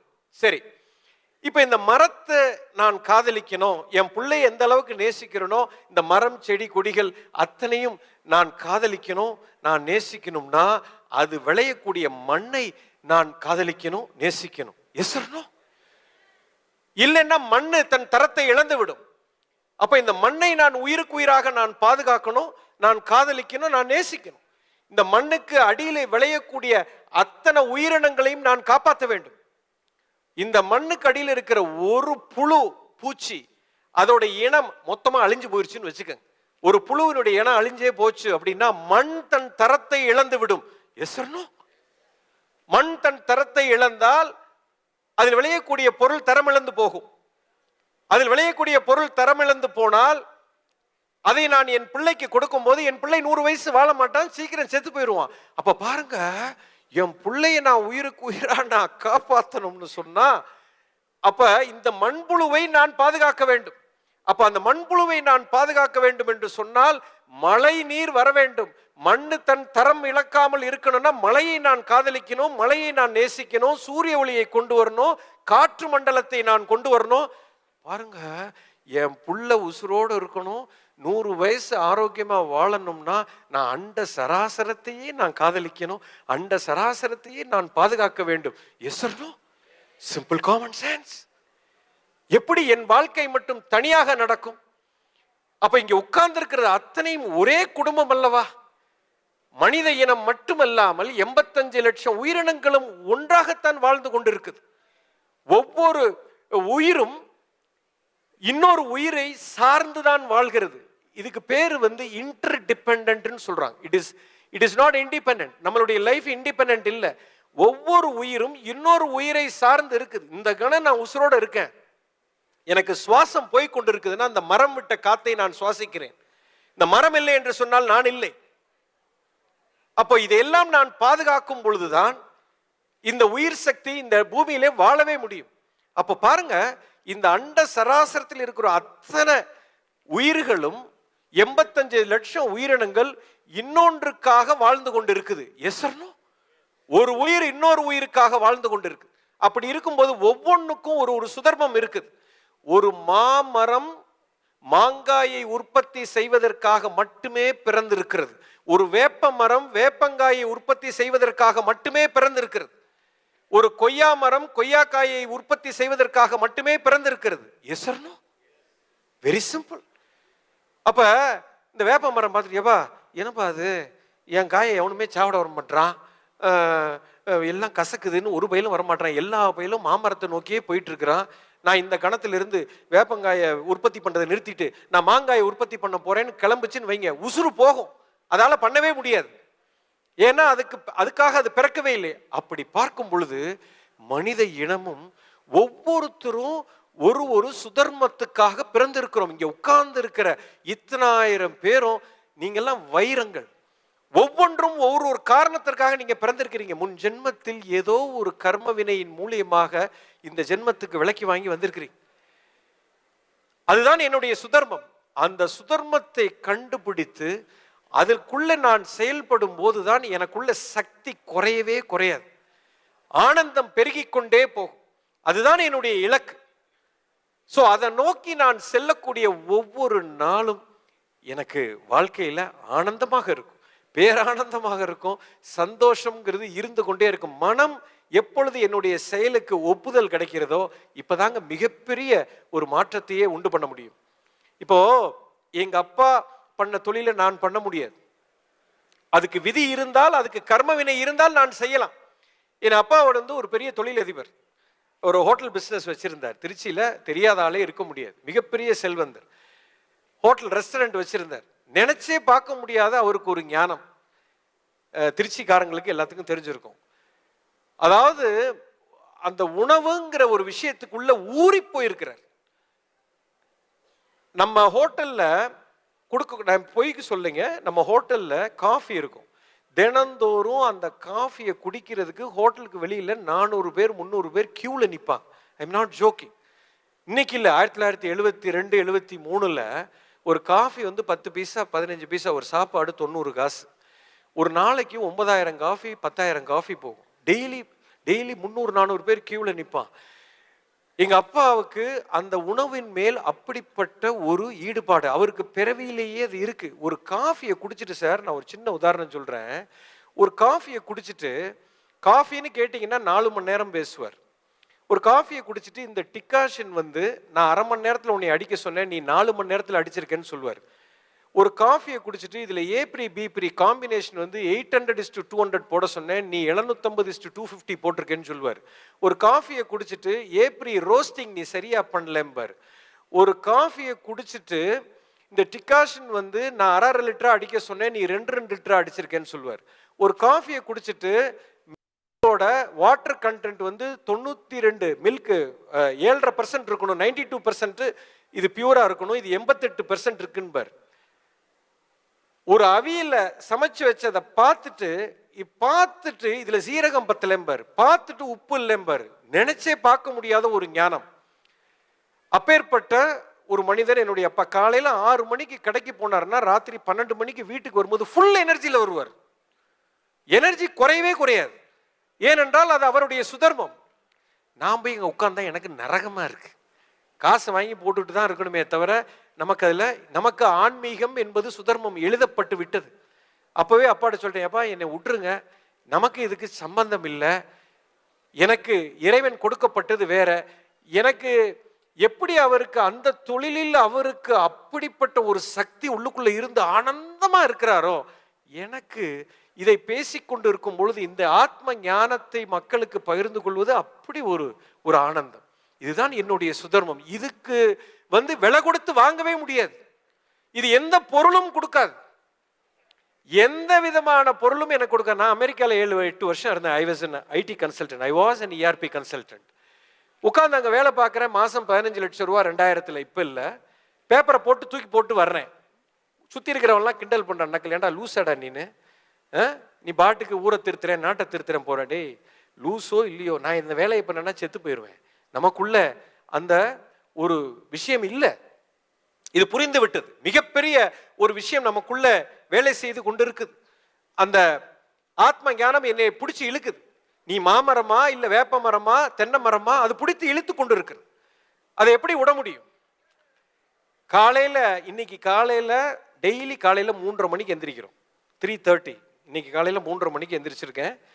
உட்கார்ந்து பல வேலைகள் செய்கிறோம். 6 மணிக்கு ஷட்டில் ஆட போறேன். இன்னைக்கு காலையில் 8 மணிக்கு வந்தேன். 8:30 மணிக்கு என்னோட இன்னொரு செஷன் இப்போ தான் பிருந்தாவன் ஆடிட்டோரியத்தில் முடிஞ்சது. முடியும் போது 2 மணி. அதுக்கப்புறம் ஒரு 2 மீட்டிங்கு. 3:30 மணிக்கு அங்கே முடிச்சுட்டு இங்கே 4 மணிக்கு 4:15 இங்கே வந்தாச்சு. இப்போ இந்த செஷன் காலையிலேருந்து இப்போ வரைக்கும் எனர்ஜி குறையவே குறையாது. Energy will be going at the peak. இது எந்த ஒரு லைஃப் சிச்சுவேஷன் கிடையாது. Because my life is rooted இன் சுதர்மா. இதைத்தான் நான் சொல்கிறேன், கவனமாக நீங்க பார்க்க வேண்டும். உங்களுக்குள்ள ஏதோ ஒரு சக்தி ஒன்று இருக்கிறது, ஒரு விதை ஒன்று இருக்கிறது. அந்த விதையோடு உங்க மனம் எப்பொழுது ஒத்திசைவாக செயல்படுகிறதோ, ப்ராக்ரஸிவ் ரியலைசேஷன், ஒவ்வொரு கணமும் சக்தி குறையவே குறையாது. நாளைக்கு காலையில் திங்கட்கிழமை நீங்க ஆஃபீஸ்ல வேலை செய்றீங்க. ஒரு சின்ன உதாரணம் சொல்றேன். காலையில 10 மணிக்கு ஆஃபீஸ்க்கு போகணும். உங்களுடைய பாஸ் 7 மணிக்கு வாடாங்கிறாரு. காலையில திட்டிக்கிட்டே போவோம், சனியம் பிடிச்சவன், திங்கட்கிழமை 7 மணிக்கு வர சொல்றான், உசுறு போகுது எனக்கு. நான் 5 மணிக்கு எந்திரிச்சு குளிச்சுட்டு 6 மணிக்கு கிளம்பி போனோம். எவனோ ஒரு கிளைண்ட் வர்றானா, ரிப்போர்ட் கொடுக்க சொல்லி போறான்னு சொல்லிட்டு திட்டிக்கிட்டே ஆஃபீஸுக்கு போவோம். மத்தியானம் 12-1 மணிக்கெல்லாம் நமக்கு டயர்டாகி கீழே விழுந்துருவோம். இதே ஆஃபீஸ் மேனேஜரு உங்களை கூப்பிட்டு, தம்பி நாளைக்கு காலையில் நம்ம மொத்த டீமும் ஆஸ்திரேலியா டூர் போகிறோம்டா, 7 மணிக்கு ஃப்ளைட்டு, 4 மணிக்கு ஏர்போர்ட்டில் இருக்கணும். நைட்டு பூரா தூங்க மாட்டான். எஸ் சொல்றோம், ராத்திரி பூரா தூங்க மாட்டோம். திரும்ப ஏர்போர்ட்டுக்கு போய் 7 மணி ஃப்ளைட்டில் ஏறி தூங்குவோம். அடுத்த 10 மணி நேரம் ஃப்ளைட்டில் ஏறி உட்காந்து எப்படிப்பா தூங்க முடியும்? ஜாலியாக அனுபவிச்சுட்டே போவோம். 10 மணி நேரம் ஃப்ளைட்டு இறங்கி சிட்னியில் இறங்கி, எப்பா ரொம்ப டயர்டாக இருக்குப்பா, ராத்திரி பூரா போய் தூங்குறதே, தூங்க மாட்டோம்ல. எங்கிருந்து வந்தது இந்த சக்தி? எங்கிருந்து வந்தது இந்த ஞானம்? எப்படி எனர்ஜி வந்தது? அப்போ வேலை செய்வதனால நான் சக்தியை இழக்க மாட்டேன். அந்த வேலையில இருக்கக்கூடிய ரெசிஸ்டன்ஸ்னால நான் சக்தியை இழக்கிறேன். Yes or no? That's the point. அப்போ வாழ்க்கை பூரா நான் செய்யக்கூடிய வேலைக்கு எனக்குள்ள ஒரு ரெசிஸ்டன்ஸ், உள்ளுக்குள்ள உணர்வு நீதியில ரெசிஸ்டன்ஸ் இருக்குதுனாலே என்னுடைய சுதர்மம் அது இல்லை. நான் ஒரு தவறான ஒரு இடத்தில் நான் உட்கார்ந்து கொண்டு இருக்கிறேன். அப்ப எனக்கு சந்தோஷம் என்ற கிராஃப் மேல போறதுக்கு வாய்ப்பே இல்லை. எந்த பணமும் காசும் சொத்தும் உங்களுக்கு சந்தோஷத்தை கொடுக்காது. எது கொடுத்தாலும் உள்ள இருக்கிறது பிடிச்சி இழுக்கும். அதுக்காக நான் கார் வாங்காதீங்க, பென்ஸ் கார் வாங்காதீங்க, எல்லா காரும் ஓட்டுவேன், எல்லா ஊருக்கும் போவேன். ஆனால் அது எனக்கு நிரந்தர சந்தோஷத்தை கொடுக்காது. தேவைக்கு நம்ம பயன்படுத்திக்கலாம், தவறே கிடையாது. ஆனால் எனக்கு என்ன பிடித்து இருக்கிறதோ அந்த செயலை செய்ய வேண்டும். ஒரு இலக்கு இருக்கணும். இன்னைக்கே முடிவு பண்ணிருங்க, உங்களுடைய இலக்கு என்னங்கிறத நீங்க முடிவு பண்ணணும். அதுதான் நீங்கள் செய்ய வேண்டிய முதல் வேலை. அந்த இலக்கை நோக்கி நான் ஒவ்வொரு கணமும் நான் செல்வேன். அந்த இலக்கு தான் என் பாதையை நிர்ணயிக்கும். நல்லா புரிஞ்சுக்கு. நான் இன்னைக்கு காலையிலிருந்து ராத்திரி வரைக்கும் நான் யாரை சந்திக்கணும், யாரை சந்திக்க கூடாது, எந்த யார்கிட்ட என் நேரத்தை நான் செலவு செய்யணும், எந்தெந்த செயலில் நான் நேரம் செய்யணும், அப்படிங்கிறது தான் என்னுடைய ஒரே கோலா இருக்கும். ஏன்னா எனக்கு தெரிஞ்சு போச்சு, இந்த ஞானத்தை கொடுக்கணும். இப்போ என்னை ஒருத்தன் கூப்பிடுறான், வெட்டி ஆஃபீஸரு. இப்போ இந்த கணத்துல இவன் கூட போய் நான் 1 மணி நேரம் நான் உட்கார்ந்தேன்னா என்னுடைய இலக்கை விட்டு நான் விலகி நிற்கிறேன். அப்போ அந்த 1 மணி நேரம் என் இலக்கை நோக்கி நான் செல்லாமல் வெட்டி ஆஃபீஸராக நான் இருக்கிறேன்னா அந்த 1 மணி நேரம் நான் சக்சஸை இழந்துட்டேன், ஃபெயிலியருக்குள்ள போயிட்டேன். நல்லா புரிஞ்சுங்க. சக்சஸ் ஃபெயிலியருங்கிறது இலக்கு, அந்த டெஸ்டினி கிடையாது. ஒவ்வொரு கணமும் அது நிர்ணயிக்கப்படுகிறது. இன்னைக்கு காலையில தூங்கி எந்திரிச்சதுல இருந்து இப்ப வரைக்கும் நான் மக்களை சந்தித்து கொண்டே இருக்கிறேன். ஒவ்வொரு கணமும், இது என் ப்ரோக்ராமா இருக்கட்டும், ரோட்லயா இருக்கட்டும், ஃப்ளைட்லயா இருக்கட்டும், நான் கார்ல போயிட்டு இருக்கிறேன், ஒரு கேப்ல ஏறி உட்கார்றேன், ஒரு டிரைவர் அங்க இருப்பான், அவன்கிட்ட பேசிட்டு இருப்பேன். என்னப்பா இன்னைக்கு வியாபாரம்லாம் எப்படிப்பா நடந்துச்சு? நல்லா இருந்துச்சு சார் அப்படிம்பா. இன்னைக்கு நிறைய சவாரி வந்துச்சாப்பான்னு. வந்துச்சுப்பா அப்படின்ட்டு கேட்பேன். சார் யாருமே இப்படி கேட்க மாட்டாங்க, நீங்க என்ன சார் இப்படி கேட்குறீங்க? நீங்க யார் சார்? நீங்க தாடியெல்லாம் வச்சிருக்கீங்களே, நீங்க என்ன சார் பண்றீங்க? நான் உலகத்துல எல்லாத்தையும் சந்தோஷப்படுத்துறேன்ப்பா, அதான்ப்பா என் வேலை. சந்தோஷப்படுத்துறீங்களா? என்னன்னு கேட்பான். உடனே அங்கேயே அவனுக்கு ஒரு 20 நிமிஷம் அவனுக்குள்ளே போயிடுவேன். அவன் அடுத்த நாள் கிளாஸில் வந்து உட்காந்துருப்பான். அவனோட வாழ்க்கையை மேலே ஒவ்வொரு கணமும் தூங்கி எந்திரிச்சதிலிருந்து ராத்திரி போய் படுக்கிற வரைக்கும் என்னுடைய வேலையே மக்களை அவர்களுடைய அடுத்த நிலைக்கு கொண்டு செல்லக்கூடிய, இது ஒன்றுதான் எனக்கு சக்தியை கொடுக்கிறது, தான் என்னை அடுத்த நிலைக்கு எடுத்து செல்கிறது. இதுதான் மிக மிக முக்கியமான ஒரு விஷயம். அதை நீங்க கண்டுபிடிச்சிட்டீங்க, அதை நோக்கி நீங்க பயணிக்கிற ஒவ்வொரு கணமும் வாழ்க்கையில நீங்க தோக்கவே முடியாது. இதுக்கு ஒரு ஃபார்முலா இருக்குதுங்க. இதுதான் அந்த ஃபார்முலா. நீங்க எந்த துறையில இருந்தாலும் சரி, நீங்க இங்க உட்கார்ந்து இருக்கிறவங்க நிறைய தொழில் பண்ணிட்டு இருப்பீங்க. நிறைய பேர் நகை வியாபாரத்தில் இருக்கிறீங்க, ஜவுளி கடை வியாபாரம் பண்ணலாம், இல்லை ரியல் எஸ்டேட்டில் இருக்கலாம், இல்லை ஹோட்டல் தொழிலில் இருக்கலாம். எந்த துறையாக இருந்தாலும் த ஃபார்முலா இஸ் வெரி சிம்பிள்ங்க. இந்த ஃபார்முலாவை மட்டும் நீங்கள் கடைபிடிச்சிட்டீங்க. இது வந்து தாரணா என்ற ஒரு நிகழ்ச்சியில் இதை பற்றி ரொம்ப விரிவாக பேசுவேன். அதையே நான் உங்களுக்கு சுருக்கமாக சொல்கிறேன். இந்த ஃபார்முலா இதுதான், இயற்கையோட சட்டமே இதுதான். எப்போ ஒரு மனிதன் இயற்கை சட்டத்துக்கு உட்பட்டு நடக்கிறானோ இவன் தோற்பதற்கு நீங்க சான்ஸே இல்லை, நீங்க தோக்கவே முடியாது.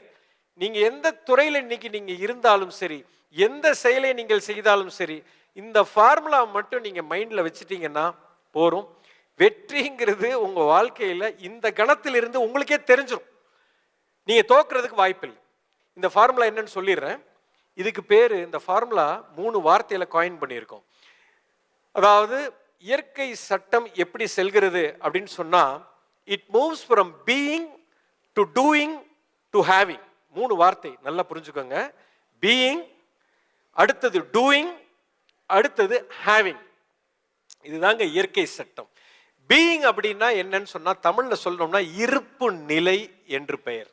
இருப்பு நிலைன்னு சொன்னா, நான் கொஞ்ச நேரத்துக்கு முன்னாடி சுதர்மம்னு சொன்னேன் இல்லையா? என்னுடைய சுதர்மம், என்னுடைய இருப்பு நிலை. என்னுடைய இருப்பு நிலை என்னன்னு சொன்னா, இது ஆன்மீகம், இது ஸ்பிரிச்சுவாலிட்டி, வாழ்க்கையினுடைய லைஃப் ஸ்டைல், அதை உணர வைத்தல். இதுதான் என்னுடைய இருப்பு. ஒரு மாமரம் இருக்கு. ஒரு மாமரத்தோட பீயிங் என்னன்னு கேட்டா, அது மாங்காயை உற்பத்தி செய்து இந்த உலகத்துக்கு கொடுக்கணும். அது ஒரு மரமாக வளர்ந்து அது மாங்காயை உற்பத்தி செய்து உலகத்துக்கு கொடுக்கறதான் அதோட பீயிங். You understand? ஒரு தென்னங்கன்று அதோட பீயிங் எப்படி இருக்குன்னா, அது தேங்காயை உற்பத்தி செய்து உலகத்துக்கு கொடுக்க வேண்டும். அதுதான் அதோட டெஃபினிஷன். இதுக்கு பேரு தான் இருப்பு நிலை என்று பெயர். இப்ப நீங்க ஒரு ஜவுளி வியாபாரம் உங்களுக்கு ஆத்மார்த்தமா நீங்க செய்றீங்க, இல்ல ஒரு ஹோட்டல் உணவுத்துறையில, இப்ப எங்க அப்பா இருந்த மாதிரி இந்த உணவை உற்பத்தி செய்து இந்த ஊர்ல இருக்கக்கூடிய, தினந்தோறும் இருக்கக்கூடிய பசியோடு வரக்கூடிய அத்தனை பேருக்கும் பசியை போக்குவதுதான் என்னுடைய இருப்பு நிலை. அப்படிங்கிறது தான் ஃபர்ஸ்ட் ஸ்டேஜ், பீயிங்னு சொல்றோம். புரியுதா தெளிவா? இது பீயிங். அடுத்தது, எப்போ இந்த பீயிங் டிஃபைன் ஆயிடுச்சோ, ரெண்டாவது டூயிங். நான் எதை இருப்பு நிலையாக நான் வைத்திருந்தேனோ அந்த செயலை நான் விடாமல் செய்து கொண்டே இருக்க வேண்டும். அதுக்கு எந்த விதமான தங்கு தடையின்றி அந்த வேலையை நான் செய்து கொண்டே போக வேண்டும். இதுக்கு பேரு தான் டூயிங்னு பேர். இது 2வது நிலை பீயிங், 2வது நிலை டூயிங். 3வது நிலை, எப்போ ஒரு மனிதன் இதை செய்கிறானோ, விடாமல் அவனுடைய இருப்பு நிலையை விடாமல் செய்து கொண்டே இருக்கிறானோ, ஹேவிங். அவனுக்கு என்னெல்லாம் தேவையோ எல்லாம் தானாக அவனை தேடி வரும். அவன் எதையும் தேட தேவையே இல்லை. இதுதாங்க இயற்கையோட சட்டம். You understand? ஆனா இந்த மனிதன் எடுத்துக்கங்க. மனிதன் எல்லா இயற்கையில் இருக்கக்கூடிய அத்தனை உயிரினங்களும் பீயிங், டூயிங், ஹேவிங்ல தான் போயிட்டு இருக்கு. ஆனா இயற்கையில இருக்க ஒரு மாமரம் எடுத்துக்கிட்டா, அந்த மாமரம் மாங்காயை உற்பத்தி செய்வதற்காக அதோட டெஃபினிஷனை வச்சிருச்சு. அது அந்த வேலையை தொடர்ந்து செய்து கொண்டே இருக்கிறது. அது செய்யறதுனால ஒரு மாமரத்துக்கு தேவையான அத்தனையும் தானாக கிடைக்கிறது. அதுக்கு மண்ணு கிடைக்குது, உரம் கிடைக்குது. ஒரு மனுஷன் என்ன பண்றான், ஏக்கர் கணக்கில் இடத்த வாங்கி அதுல மாந்தோப்பை போட்டு தண்ணியை ஊத்தி அதுக்கு உரம் போட்டு ஆளை போட்டு லட்சக்கணக்கில் செலவு பண்ணி அதுக்கு கவனிச்சுக்கிறான். அப்ப அந்த மரத்துக்கு தேவையான அத்தனை சக்திகளும் அதுக்கு கிடைத்து விடுது. அதே போலத்தான் இயற்கையில் இருக்கக்கூடிய அத்தனை உயிரினங்களும். ஆனா இந்த மனுஷன் மட்டும் பாருங்க என்ன பண்றான் பாருங்க. ஃபர்ஸ்ட் நமக்கு என்ன தெரியுமா வேணும்? நான் இப்போ 1 லட்சம் ரூபாய் சம்பாரிச்சுக்கிட்டு இருக்கேன். என் பையனை நான் வளர்க்கணும். அவன் மாசம் 20 லட்சம் ரூபாய் சம்பாதிக்கும். ஸோ 20 லட்சம் ரூபாய் நான் சம்பாதிக்கணும் அப்படின்னா இப்ப பீயிங் முதல்ல வந்துருச்சா, ஹேவிங் முதல்ல வந்துருச்சா? இப்போ எது முதல்ல வந்துருச்சு? இப்போ ஹேவிங் வந்துருச்சு. எனக்கு என்ன வேணும்? 20 லட்சம் வேணும் அப்படின்னு முடிவு பண்ண. இப்ப 20 லட்சம் நான் என் புள்ள சம்பாதிக்கணும்னா நான் என்ன செயல் செய்யணும்? ஸோ 20 லட்சத்துக்கு தேவையான செயல் என்ன? அவனை டாக்டருக்கு தான் படிக்க வைக்கணும், அப்பதான் நல்ல காசு பார்க்கலாம் அப்படின்னு முடிவு பண்ணி இப்ப இவனை டாக்டர் ஆக்குறோம். அப்போ என்னுடைய ஹேவிங் வந்து என்னுடைய டூயிங்கை டிஃபைன் பண்ணுது. நல்லா புரிஞ்சுக்கோங்க. அப்ப இவன் படிக்கும் போதே என்ன, 20 லட்சம் மாசம் சம்பாதிக்கணும், இதுதான் என்னுடைய முதல் இலக்கு. மைண்டுக்குள்ள எனக்கு என்ன வேணும், அதற்காக இந்த வேலையை நான் செய்ய போகிறேன் என்ற ஒரு மனநிலையோடு இவன் படிக்க ஆரம்பிச்சிட்டான்னா, நாளைக்கு மருத்துவர் ஆகி அவன் போய் உட்கார்றான், ஹாஸ்பிட்டலில் போய் உட்கார்ந்தான். இன்னைக்கு எவ்வளோ மாப்பிள்ள கலெக்ஷனு, இன்னைக்கு என்ன 10,000 தான் வந்திருக்கா, ஐயோ இப்படியே போச்சுன்னா மாதம் 3 லட்சம் தானே வரும், ஒரு 10 நாளைக்கு 1 லட்சம், இது எப்படி நான் வந்து 50,000 மாத்துறது அப்படின்னு 15 லட்சம். அப்போ 24 மணி நேரம் இந்த மருத்துவன் எனக்கு 20 லட்சம் வரணுமே, 30 லட்சம் இது எப்படி வரும், அவருடைய கவனம் பூரா ஹேவிங்ல மாட்டிக்கிட்டு இருக்கு. இப்படி ஒரு மருத்துவர் இருக்கிறார். இப்ப இன்னொரு மருத்துவர் இருக்கிறார். இப்ப அவர் ஒரு கிராமத்துல வாழ்றார். அந்த கிராமத்துல அவருடைய தாயார் ஒரு கேன்சர் நோயில இறந்து போயிடுறாங்க. அவர் அன்னைக்கு ஒரு பெரிய சங்கல்பம் எடுக்கிறார், வாழ்க்கையில என் அம்மாவை நான் தவற விட்டேன்ப்பா, இனி ஜென்மத்துல என்னுடைய கிராமத்துல எந்த ஒரு பெண்ணும் கேன்சர்ல இறக்கவே கூடாது, நான் இதை வந்து செய்ய போறேன். மனசு ரொம்ப வருத்தப்பட்டு இந்த ஒரு விஷயத்தை நான் செய்தே ஆக வேண்டும் அப்படின்னு வெறித்தனமா அவன் முடிவு பண்ணிட்டான். அவனுடைய பீயிங் வந்து எஸ்டாப்ளிஷ் ஆயிடுச்சு. நான் வந்து என்னுடைய கிராமத்தில் எந்த டிஸ்ட்ரிக்ட்ல எந்த ஒரு உயிரும் இனி கேன்சர்ல சாகவே படாது அப்படிங்கிற ஒரு முடிவு எடுத்து அதற்காக அந்த பீயிங் எஸ்டாப்ளிஷ் ஆகி அதுக்காக அவன் செயல் செய்ய ஆரம்பிக்கிறான். அவன் படிப்பை படிக்கிறான், கேன்சர் ஸ்பெஷலிஸ்ட் ஆகுறான், ஒரு பெரிய மருத்துவராக மாறுகிறான். தினந்தோறும் அவனிடத்தில் வரக்கூடிய எந்த பேஷண்ட்டும் உயிர் போயிடக்கூடாதுங்கிற ஒரு வெறித்தனமான ஒரு ட்ரீட்மெண்ட்டை கொடுத்துக்கிட்டே போறான். இப்ப நான் கேட்கிறேன், இந்த 2 மருத்துவர்கிட்ட நமக்கு ஒரு பிரச்சனைன்னு வந்தா நம்ம எந்த மருத்துவர்கிட்ட போவோம்? ஆப்வியஸ்லி 2வது மருத்துவர்கிட்ட போவோம், முதல்ல மாட்டோம். வாய்ப்பே இல்லை. அப்ப ஊர் உலகமே அந்த 2வது மருத்துவர்கிட்ட தான் போகும். அப்படி போகும்போது ஊரே அவங்கிட்ட வரும்போது பணம் அவனுக்கு கொட்டும்னு கொட்டும் சார். அவன் வந்து பணத்தை தேடணும், அதை ஒரு கோலா வைக்கணும்ன்ற அவசியமே இல்லை. அவருடைய மொத்த கோலே அவன் என்ன செய்ய போகிறான், அவன் இந்த உலகத்துக்கு என்ன வேல்யூ கொடுக்க போறோம், அதுல தான் அவனுடைய முழு கவனமும் இருக்கும். நல்லா புரிஞ்சுக்கங்க. From being to doing, having is an automatic process. It is a byproduct. பணம் என்பது ஒரு பை ப்ராடக்ட், செல்வம் என்பது பை ப்ராடக்ட், உங்களுக்கு சொத்துங்கிறது எல்லாமே பை ப்ராடக்ட். சந்தோஷம், பணம், பவரு, பேரு, புகழ், இது எதையுமே நீங்க மெயின் கோலா வைக்கவே கூடாது. எப்போ ஒரு மனிதன் இதையெல்லாம் மனசுல வச்சுக்கிட்டு நீங்க வியாபாரத்தை ஆரம்பிக்கிறீங்களோ, நான் பத்திரத்தில் எழுதி தர்றேன், அந்த வியாபாரத்தில் ஜெயிக்கவே முடியாது. என்னைக்கு நான் என்ன வேல்யூ இந்த உலகத்துக்கு நான் கொடுக்க போறேன், நான் என்ன செய்ய போகிறேன், ஒரு நகை வியாபாரம் பண்றேன்னா நான் எப்படி பெஸ்டான இந்த நகை வியாபாரத்தை நான் பண்ண முடியும். ஒரு ரியல் எஸ்டேட், நான் இப்போ ஒரு ஃபிளாட் ப்ரமோஷன் பண்றேன், என்னுடைய வீடு வந்து உலகத்துல வந்து அவன் உள்ள வந்து வாழ்ந்தான்னா அவன் அப்படி சுபிட்சமான ஒரு வாழ்க்கையை வாழணும், அப்பேற்பட்ட ஒரு வீடை நான் கொடுக்கணும். இதுதான் நான் சுதர்மம்னு உள்ளுக்குள்ள எப்போ நான் வைக்கிறேனோ, உலகமே என்னை தேடி வீடு வாங்குவதற்கு என்னிடத்தில் தான் வரும். நான் ஒரு ஹோட்டல் ஆரம்பிக்கிறேன்னா இந்த என் குழந்தைக்கு நான் எப்படி சமைச்சு நான் போடுவேன், என் குழந்தை வந்து என் வீட்டில் சாப்பிட்டா எப்படி ஆரோக்கியமான ருசியான ஒரு உணவை சாப்பிட போதும், அந்த மாதிரி ஒரு உணவை நான் உலகத்துக்கு கொடுக்க போறேன். என்னுடைய பீயிங்கே அதுதான். அதிலிருந்து டூயிங், அதுல டூயிங் செய்யும் போது பணம் வந்து கொட்டுன்னு கொட்டும். என்னைக்குமே ஒன்று வச்சுக்கோங்க, பணம் கொட்டுறது மட்டும் இல்லை, எப்போ எனக்குள்ள ஒரு ஆசையை நான் வைக்கிறேனோ, அந்த ஆசை என்னுடைய விஷன், என்னுடைய கோல் வந்து எதுவாக இருக்கிறதோ, நல்லா புரிஞ்சுக்கங்க, இதுதான் ரொம்ப ரொம்ப முக்கியமான விஷயம். நான் எதை ஆசையாக நான் வைக்கிறேனோ, பிரபஞ்சமும் கடவுளும் அதைத்தான் என் முன்னால் கொண்டு வந்து நிறுத்தும். வேற எதுவுமே உங்க கண்ணுக்கு தெரியாது. பணத்தை எப்பொழுது நீங்க பிரதானமாக வைக்கிறீர்களோ, நீங்க செய்யக்கூடிய தொழிலில் நீங்க எக்ஸ்பர்ட் ஆகவே முடியாது. ஏன்னா எதையுமே பிரபஞ்சமும் உங்களுக்கு கொடுக்காது. இப்ப என்னுடைய நோக்கம் இப்போ உணவு அப்படின்னு நான் வச்சுட்டேன்னா, சிறந்த உணவு எங்கெல்லாம் இருக்குதோ அது பூரா என் கண்ணுக்கு தெரியும். இப்போ நீங்க ஒன்றும் இல்லை, கார் வாங்கணும்னு நீங்க நினைச்சிருக்கவே மாட்டீங்க. திடீர்னு ஒரு நாள் இன்னைக்கு கார் வாங்கினா நமக்கு ரொம்ப நல்லா இருக்குமே அப்படின்னு சொல்லி உங்களுக்கு ஒரு தீவிரமான ஒரு ஆசை வந்துவிடும். அந்த ஆசை வந்தோடனே ரோட்ல போனீங்கன்னா எங்க திரும்பினாலும் காரா கண்ணுக்கு தெரியும். எஸ்வரனும் இந்த காரை வாங்கலாமா, அந்த அது வரைக்கும் காரெல்லாம் போயிட்டு தான் இருந்துச்சு. ஆனா நம்ம கண்களுக்கு அது தெரியவே தெரியாது. பெண்களுக்கு எடுத்துக்கிட்டீங்கன்னா அவங்களுக்கு வைர நெக்லஸ் வாங்கணும் அப்படின்னா எங்க போனாலும் வைர நெக்லஸா கண்ணுக்கு தெரியும். ஆண்களுக்கு, புருஷனுக்கு அது கண்ணுக்கு தெரியவே தெரியாது. ஏன் இப்படி நடக்குது?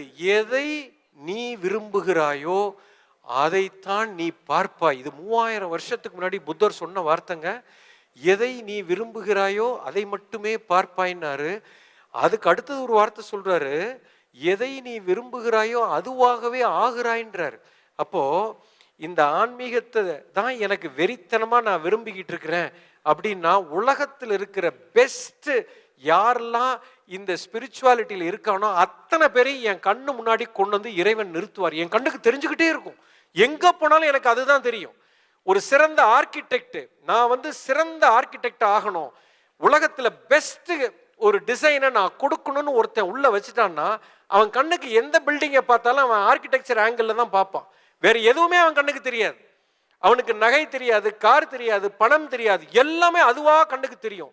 இது தானாக நடக்கலங்க, இயற்கை சட்டமே இப்படித்தான் வேலை செய்யுது. இதுக்கு பேர் இன்னைக்கு லேட்டஸ்டா ஒன்று சொல்றான், நல்லா புரிஞ்சுக்கோங்க. இதுக்கு பேர் குவாண்டம் கான்ஷியஸ்னஸ்னு பேர். 1925 ஐ எம் டாக்கிங் பிசிக்ஸ். இது வந்து பிலீஃப் சிஸ்டம்லாம் கிடையாது. It is a clear physics. This is how the science is working. You understand? 1925 முதல்ல இந்த விஷயத்தை ரிவீல் பண்ணாங்க. அதாவது என்ன சொன்னா, இந்த இயற்கையில 2 விஷயம் இருக்கு.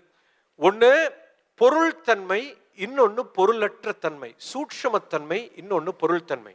அதாவது இப்ப நம்ம கண்ணில் பார்க்கறது எல்லாமே பொருள். இந்த பொருள் எப்படி வருது, இதோட மூலம் எங்க இருக்குன்னா பார்ட்டிகல்னு வச்சுக்கலாம், ஆட்டம்னு வச்சுக்கலாம். ஒரு பொருள் எப்படி உருவாகுது அப்படிங்கிறத விஞ்ஞானபூர்வமாக கண்டுபிடிச்சிருக்கான். அவன் என்ன சொல்றான்னா, இப்ப நான் ஒரு விஷயத்தை நான் ஆசைப்படுறேன், இந்த கணத்துல எனக்குள்ள ஒரு டிசையர் வந்து இது எனக்கு வேணும்னு எனக்குள்ள ஒரு ஆசை வருது பார்த்தீங்களா, அந்த கணத்துல தான் அந்த பொருளே உருவாகவே ஆகுதுங்கிறார். ஒரு பார்ட்டிகிளே உருவாகுதுங்கிறான். இதை வந்து விஞ்ஞானபூர்வமாக ப்ரூவ் பண்ணியிருக்கான். This is called quantum consciousness. when I desire something, இந்த கணத்துல நான் எனக்கு ஒன்று வேணும்னு நினைக்கிற அதே கணம்தான் அந்த பொருளே உருவாகுதான் சார். நல்லா புரிஞ்சுக்க, உங்களுக்காகவே உருவாகிறது. நீங்க எனக்கு ஒரு விஷயம் இன்னைக்கு வாழ்க்கையில கிடைக்கல அப்படின்னு நீங்க நினைச்சீங்கன்னா அதை நீங்க உருவாக்கவே இல்லைன்னு அர்த்தம். உங்க மனதுக்குள்ளே அது உருவாகலைன்னு அர்த்தம். உங்க மனதுக்குள்ளே நீங்க தெளிவா இல்லைன்னு அர்த்தம்.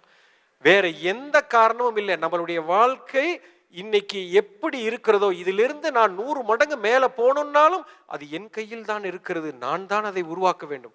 முதல்ல ஒன்று புரிஞ்சுக்கங்க, இந்த இடத்துல வந்து இந்த கான்ஃபரன்ஸுக்கு, மாநாடுக்கு வரணும்னு நீங்க நினைச்சதுனால தான் இங்க வந்திருக்கிறீங்க. Yes or no? இந்த இடத்துல இருந்து நான் வீட்டுக்கு போகணும்னு நினைச்சா தான் உங்களால போக முடியும். இந்த இடத்துல இருந்து எந்திரிச்சு நான் வந்து காஃபி குடிக்கணும்னு நினைச்சா தான் உங்களால காஃபி குடிக்க முடியும். அப்போ முதல்ல என் மனதில் தான் அதை நான் நினைக்க வேண்டும். என் மனதில் அந்த சூட்சும தன்மையில் எண்ணம் உருவாகுது இல்லையா, அந்த உருவாகிற எண்ணம் தான் பின்னால ஒரு பொருளாக மாறும். இந்த சட்டை நான் போட்டிருக்கேன் அப்படின்னா, இந்த சட்டை இப்படி உருவாவதற்கு முன்னாடி எவனோ ஒருத்தன் மைண்ட்ல இதை நினைச்சிருக்கான். அவன் அந்த பிளானை போட்டான், ஒரு டிசைனை போட்டான், அதுக்கப்புறம் தான் அந்த சட்டை உருவாகி இருக்கிறது. இந்த கட்டடம் ஒன்று இப்படி இருக்குது அப்படின்னா, இது கண்ணில் பார்க்கறதுக்கு முன்னாடி எவனோ ஒருத்தன் பிளானை போட்டிருக்கான், எவனோ ஒருத்தன் அதுக்கு டிசைனை போட்டான், மைண்ட்ல பார்த்தான், பேப்பர்ல வந்துச்சு, இப்படி உருவாகுது. ஸோ இது எல்லாமே எங்க உருவாகுதுன்னா, you are the creator. You are the creator of your destiny. அதைத்தான் நான் முதல்ல சொல்றேன். இலக்குன்னு ஒன்று மனிதனுக்கு இல்லைன்னு சொன்னா சக்சஸ்ங்கிறது கிடையவே கிடையாது. வாழ்க்கையில நம்ம சக்சஸ் ஆகவே முடியாது. இது வரைக்கும் நீங்க எப்படி வேணா இருந்திருக்கலாம். ஆனா இந்த கணத்தில் நான் எதை நோக்கி போகிறேன் அப்படிங்கிற முதல்ல என் மைண்ட்ல வச்சுட்டாலே அதுக்குண்டான பாதையை இறைவன் உங்களுக்கு வகுத்து கொடுப்பான். அப்படியே கண்ணுக்கு கிளியரா தெரியும். உங்களை கையை பிடிச்சி கூட்டிட்டு போவான். பாதையை பத்தி இப்ப கவலையே படக்கூடாது. இலக்கு இருக்கணும். அந்த இலக்கை நோக்கி ஒவ்வொரு கணமும் நான் சென்று கொண்டே இருந்தேன் என்று சொன்னால் அது போறோம் சக்சஸ். அதை போய் அடையிறேனா இல்லையா அப்படிங்கிறதெல்லாம் பாயிண்டே கிடையாது. இந்த moment to moment I am successful. இன்னைக்கு காலையில எழுந்திருக்கேன், இன்னைக்கு இரவு நான் படுக்கிற வரைக்கும் நான் என்னுடைய வேலையை என் இலக்கு நோக்கி நான் போயிருக்கேன்னாலே சக்சஸ்ங்கிறது முடிஞ்சு விட்டது. இதுக்கு மேல நான் யோசிக்கவே மாட்டேன். நாளைக்கு காலையில எந்திரிக்கிறேன்னா முதல்ல இறைவனுக்கு நன்றி சொல்லிட்டு, என்னை உயிரோட வச்சிருக்கிறப்பா, என் இலக்கை நோக்கி என்னை கொண்டு செய்வதற்குண்டான அத்தனை வேலையும் உன் அருளால் எனக்கு வேணும்னு சொன்னா அதுக்குண்டான ஆளை கொண்டு வந்து நிறுத்தி அதுக்குண்டான செயலை நான் ஒவ்வொரு கணமும் செய்யும் பொழுது இதுதான் வாழ்க்கையில மிகப்பெரிய சக்சஸ். அதைத்தான் சொன்னா, கடமையை செய், பலனை எதிர்பார்க்காதேன்னு சொன்னான். அந்த இலக்கை பார்க்காத, இலக்கை வச்சுக்கோ, ஆனா அதை நோக்கி செய்யக்கூடிய ஒவ்வொரு கணம். So you are the creator. நீங்கள் தோற்பதற்கு வாய்ப்பே இல்லை. நினைச்சு பார்க்க முடியாத ஒரு வாழ்க்கை இறைவன் நமக்கு கொடுத்திருக்கிறார். அப்பேற்பட்ட ஒரு வாழ்க்கை இங்கே உட்கார்ந்து இருக்கிற 3000 பேரும் என்னை பொறுத்த வரைக்கும் இறைவனோட பிள்ளைகள். உங்களுக்குள்ள கிரியேட்டரே உட்கார்ந்து இருக்கார். அதான் சொல்றேன், உங்க மனம்தான் உங்க கிரியேட்டர். அதை உணர உணர உணர வாழ்க்கையில தோல்வி என்பதே கிடையாது. ஸோ எனர்ஜி அப்படிங்கிறது உங்களுக்கு குறையாமல் இருந்து கொண்டே இருக்கும். உடம்புக்குள்ள சக்தி ஓட்டம் எப்பொழுதுமே குறையாது.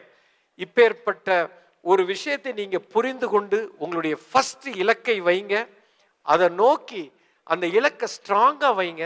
அதை நோக்கி தினந்தோறும் ஒரு படி எடுத்து வச்சு நகர்ந்து கொண்டே போங்கள். வாழ்க்கை ரொம்ப சிறப்பாக இருக்கும். இந்த ஒரு அற்புதமான ஒரு ஞானத்தை உங்க கூட பகிர்ந்துக்கிட்டு, எந்த துறையில இருந்தாலும் நான் என்ன கொடுக்க போகிறேன் அப்படிங்கிற விஷயத்தை மட்டும் பாருங்க. என்ன வேல்யூ நீங்க கொடுக்க போறீங்க அதை மட்டும் பாருங்க. பணத்தை பத்தி கவலையே படாது. What value you are going to give. இன்னைக்கு வேர்ல்டுலேயே த பெஸ்ட் ப்ராடக்ட், இந்த வேர்ல்டுலேயே இன்னைக்கு மொபைல் ஃபோன் எடுத்துக்கிட்டீங்கன்னா ஆப்பிள் ப்ராடக்ட். இந்த ஆப்பிள்ங்கிற company one of the greatest இன்னைக்கு கம்பெனியா இன்னைக்கு உலகத்தில் இருக்குது. பாருங்க, காம்படிஷனே கிடையாது.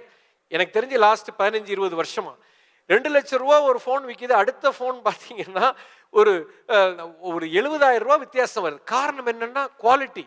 இது வந்து ரிச் பீப்புள் மட்டும் வாங்கல, ஒரு 30,000 ரூபா சம்பளம் கொடுக்குறவனும் வாங்குறான். என்ன காரணம்னா, சிறந்த வேல்யூவை நான் கொடுக்கும் போது அதுக்காக மக்கள் எந்த விலை வேணாலும் கொடுப்பார்கள். பணத்தை பற்றி கவலைப்பட வேண்டிய அவசியமே இல்லை. என்ன கிடைக்க போகுது அப்படிங்கிறத பற்றி பார்க்க வேண்டியதே இல்லை. இந்த ப்ராடக்டை டிசைன் பண்ணது எப்படி பண்ணார், அதெல்லாம் ஒரு பெரிய ஸ்டோரி. நேரம் இல்லாதனால அதை என்னால் பகிர்ந்து கொள்ள முடியவில்லை. வாழ்க்கையில் ஒன்றே ஒன்று வச்சுக்கோங்க, நீங்கள் செய்ய வேண்டியது 2 விஷயம். லைஃப் வேற, லைஃப் சிச்சுவேஷன் வேற. லைஃப் சிச்சுவேஷனை நீங்கள் போராடாதீங்க. வாழ்க்கையில் எனர்ஜியை இழந்துருவோம். சக்தியை இழந்துட்டா நம்ம வாழ்க்கையில் சாதிக்கவே முடியாது. Life is a game of energy. அப்படி இருக்கும்போது ரெசிஸ்டன்ஸ் இல்லாமல் வாழணும்னா வாழ்க்கையில் பிடிச்சதை சுதர்மத்தை கண்டுபிடித்து இலக்காக வைத்து அதை நோக்கி ஒவ்வொரு கணமும் செல்லக்கூடிய எந்த ஒரு மனிதனும் தோல்விங்கிறது உங்கள் லைஃப்பில் கிடையவே கிடையாதுங்க. மிகப்பெரிய வெற்றி. லைஃப்பில் பிரச்சனைங்கிறதே கிடையாது. எந்த பிரச்சனை வந்தாலும் it is a life situation. Handle it. வாழ்க்கையில மிகப்பெரிய சிகரத்தை தொட்ட அத்தனை பேருக்கும் சராசரி மனுஷனுக்குள்ள வித்தியாசம் என்னன்னா, அவன் எந்த பிரச்சனையை வேணாலும் ஹேண்டில் பண்ணுவான். இவனால எல்லா பிரச்சனையும் ஹேண்டில் பண்ண முடியல, அவ்வளவுதான் வித்தியாசமே தவிர பிரச்சனையே இல்லாமல் யாருமே உச்சக்கட்டத்தை அடையிறதுக்கு சரித்திரமே கிடையாது. பயமே வேண்டாம். தோற்பதற்கு அங்கே ஒன்றுமே இல்லை. நம்ம டெய்லி சாதிக்கிறது. சொசைட்டி பின்னாடி போகாதீங்க. நம்மளை புகழணும், நம்ம ஊர்ல நம்மளை பெருமையா பேசணும், அதெல்லாம் பார்க்க தேவையில்லை. உன்னுடைய சுதர்மத்தை நோக்கி சென்று கொண்டே இருங்கள். வாழ்க்கை பிரமாதமாக இருக்கும். நினைச்சு பார்க்க முடியாத செல்வமும் ஆரோக்கியமும் ஆனந்தமும் உங்க கூட எப்ப இருக்குதோ வெற்றிங்கிறது தவிர்க்க முடியாத ஒன்று. இந்த அற்புதமான வாய்ப்பை கொடுத்த இந்த ஆரிய வைத்திய அத்தனை பேருக்கும், குறிப்பாக கார்த்தி அவர்களுக்கும், என்னுடைய அருமை நண்பர் விஜயகுமார் அவர்களுக்கும் சரி, மற்றும் இங்கே இருக்கக்கூடிய நிர்வாகம் செய்யக்கூடிய அத்தனை பேருக்கும் என்னுடைய ஆத்மார்த்தமான நன்றியை தெரிவித்துக் கொண்டு என் விரையை முடிக்கிறேன். ஏதாவது டைம் இருக்கா? ஏதாவது கேள்வி இருந்தா கேட்கலாம். நேரம் கொஞ்சம் இருக்குன்றாங்க. Any questions you can ask. Yes. Mic கொடு.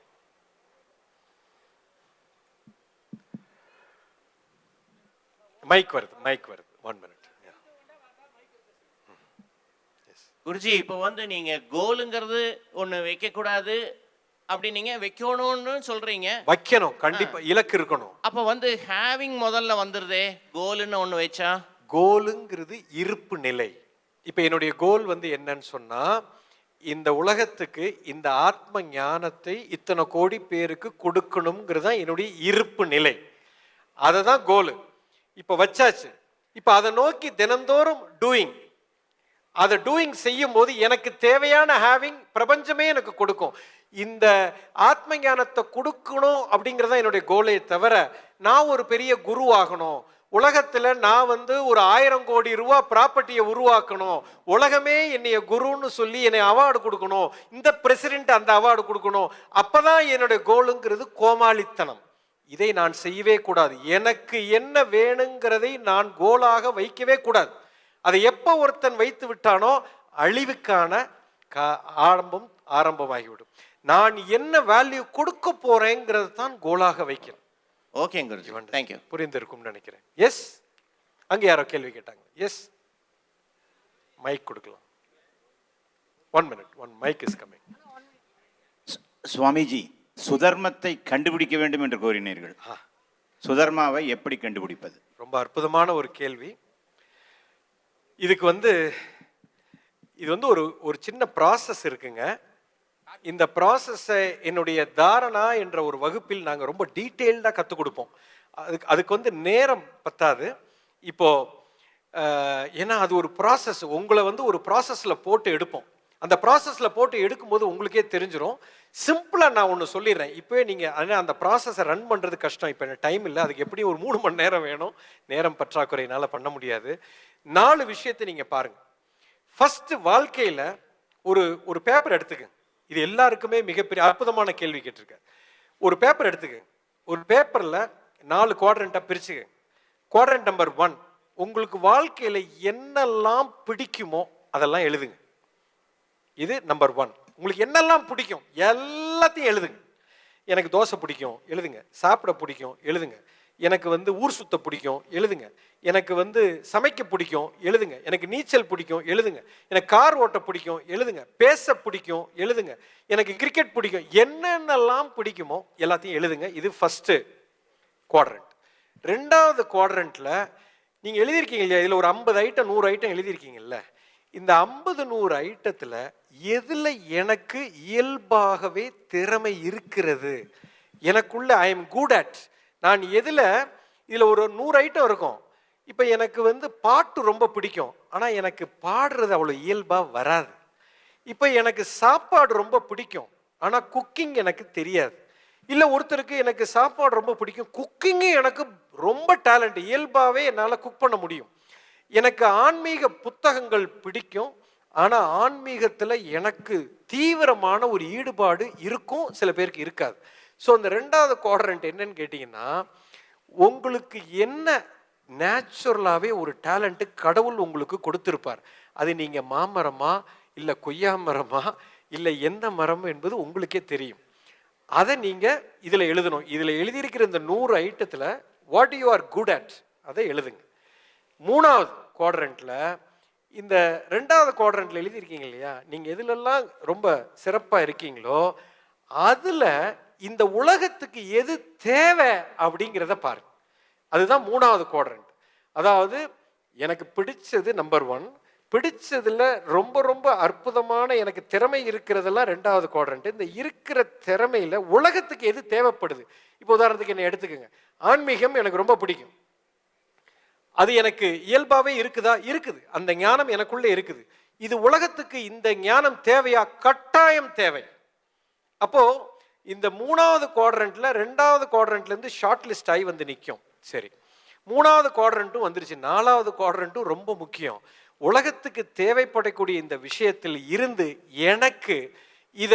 எனக்கு ரிவார்டு கிடைக்குமா, இதிலிருந்து எனக்கு ஒரு செல்வமோ, எனக்கு ஏதோ ஒரு சஸ்டைனபிள் மாடலா இதை மாற்ற முடியுமா, இது வந்து சேலபிளா இருக்குதா, இதுக்கு மக்கள் வந்து என்னை ரெக்கக்னைஸ் பண்ணி இதை செய்வாங்களா அப்படிங்கிறத பார்க்கறதா 4வது குவாட்ரண்ட்.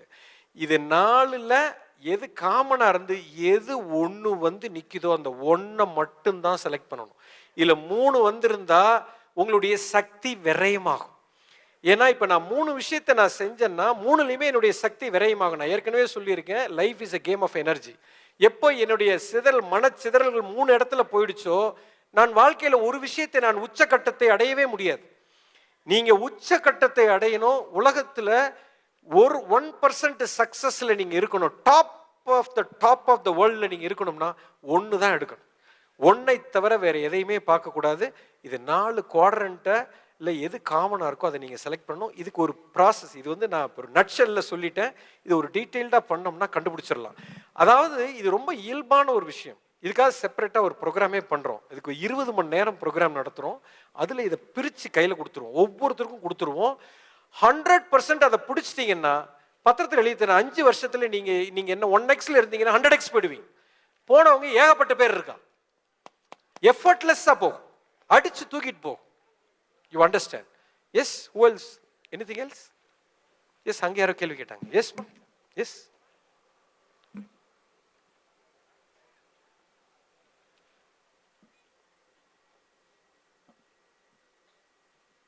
வணக்கம் குருஜி. எஸ். இஷ்டப்பட்டதை செய்யுங்க, செஞ்சால் அதிலிருந்து சந்தோஷம் கிடைக்கும். இஷ்டப்பட்டதை திரும்ப திரும்ப செஞ்சால் வெற்றி கிடைக்கும். உண்மைதான் குருஜி. ஆனால் நாங்கள் இஷ்டப்பட்டதை செய்கிறதுக்கே லிமிட்டேஷன்ஸ் இருக்கே குருஜி. ரொம்ப அற்புதமான ஒரு கேள்வி. அந்த லிமிட்டேஷன் ஆரம்பத்தில் இருக்கும். அந்த லிமிட்டேஷனை நம்ம பார்க்கவே கூடாது. நம்ம எல்லாருமே சமுதாயத்தில் போய் சிக்கிட்டோம். சமுதாயத்தில் எனக்கு ரெகக்னிஷன் வேணும், என்னை ஊரில் 4 பேர் மதிக்கணும், நான் வந்து இந்த செயலை செஞ்சாதான் என் புள்ள டாக்டர் ஆனாதான் என்னை மதிப்பான். இப்போ எங்கள் அப்பா வந்து, என்னுடைய உதாரணமே சொல்கிறேன், ஒரு மிகப்பெரிய ஒரு ஹோட்டல் அதிபர், திருச்சியில் நினச்சி பார்க்க முடியாத ஒரு செயின் ஆஃப் ரெஸ்டாரண்ட் வச்சுருந்தார். நான் வந்து அந்த ரெஸ்டாரண்ட்டுக்குள்ளே போக மாட்டேன்னு சொல்கிறேன். விட்டுருவாங்களா வீட்டில்? ஒரு புள்ள வந்து தண்ணி போடலாம், எவ்வளவு பெரிய தப்பு வேணாலும் பண்ணலாம், பொண்ணுங்க பின்னாடி சுற்றலாம், ட்ரக் அடிக்கலாம், என்ன பண்ணானா சாமியாரை மட்டும் போகக்கூடாது, கொன்னே விடுவாங்க. வீட்டில் நம்ம வந்து புத்தர் படத்தை மாட்டி வைப்போம், ஆனால் நம்ம வீட்டில் ஒருத்தன் அப்படி கிளம்புனான்னா அடி உத தான் விழும். என்னை வந்து ஆல்மோஸ்ட் எங்கள் அப்பா வந்து என்னை பிடிச்சி அரெஸ்ட் பண்ணி தூக்கி உள்ளே வைக்கிற அளவுக்கு வந்துட்டார். ஆனாலும் என்னுடைய சுதர்மம் என்னை விடலை. சமுதாயத்தில் மிகப்பெரிய எதிர்ப்பு தான், என் வீட்லேயே எதிர்ப்பு தான். பட்டு அதை நான் ஆனந்தமாக செஞ்சேன். ஏன்னா எனக்குள்ளே அந்த உறுதி வந்துருச்சு, எனக்கு தெரிஞ்சு போச்சு இதை தவிர நம்மளால் வேறு ஒன்றும் செய்கிறதுக்கு ஒன்றும் இல்லைன்னு. இதில் வந்து என்னடா இவ்வளோ பெரிய தொழிலை எடுத்து வச்சுருக்கோம், இந்த பண்ண மாட்டானே, விட்டுட்டு ஓடுறேங்கிறானே, வேறு ஏதோ ஒன்று பண்ணுறேங்கிறானே அப்படின்னு ப்ரெஷர் வந்துக்கிட்டு தான் இருக்கும், லிமிட்டேஷன் இருக்கும். ஆனாலும் உடனே என்னால் ஆரம்பிக்க முடியல. ஸோ இமீடியட்டாக ஆரம்பிக்கிற அளவுக்கு எங்கள் அப்பா என்கிட்ட காசு கொடுக்க மாட்டேன். தொழிலுக்கு வந்தால் உனக்கு காசு தர்றேன், இந்த வேலையை நீ பண்ணேன்னா 1 பைசா கொடுக்க மாட்டேன், நீ எக்கெடுக்கிட்டு போன்ட்டார். சரி விட்டுரு.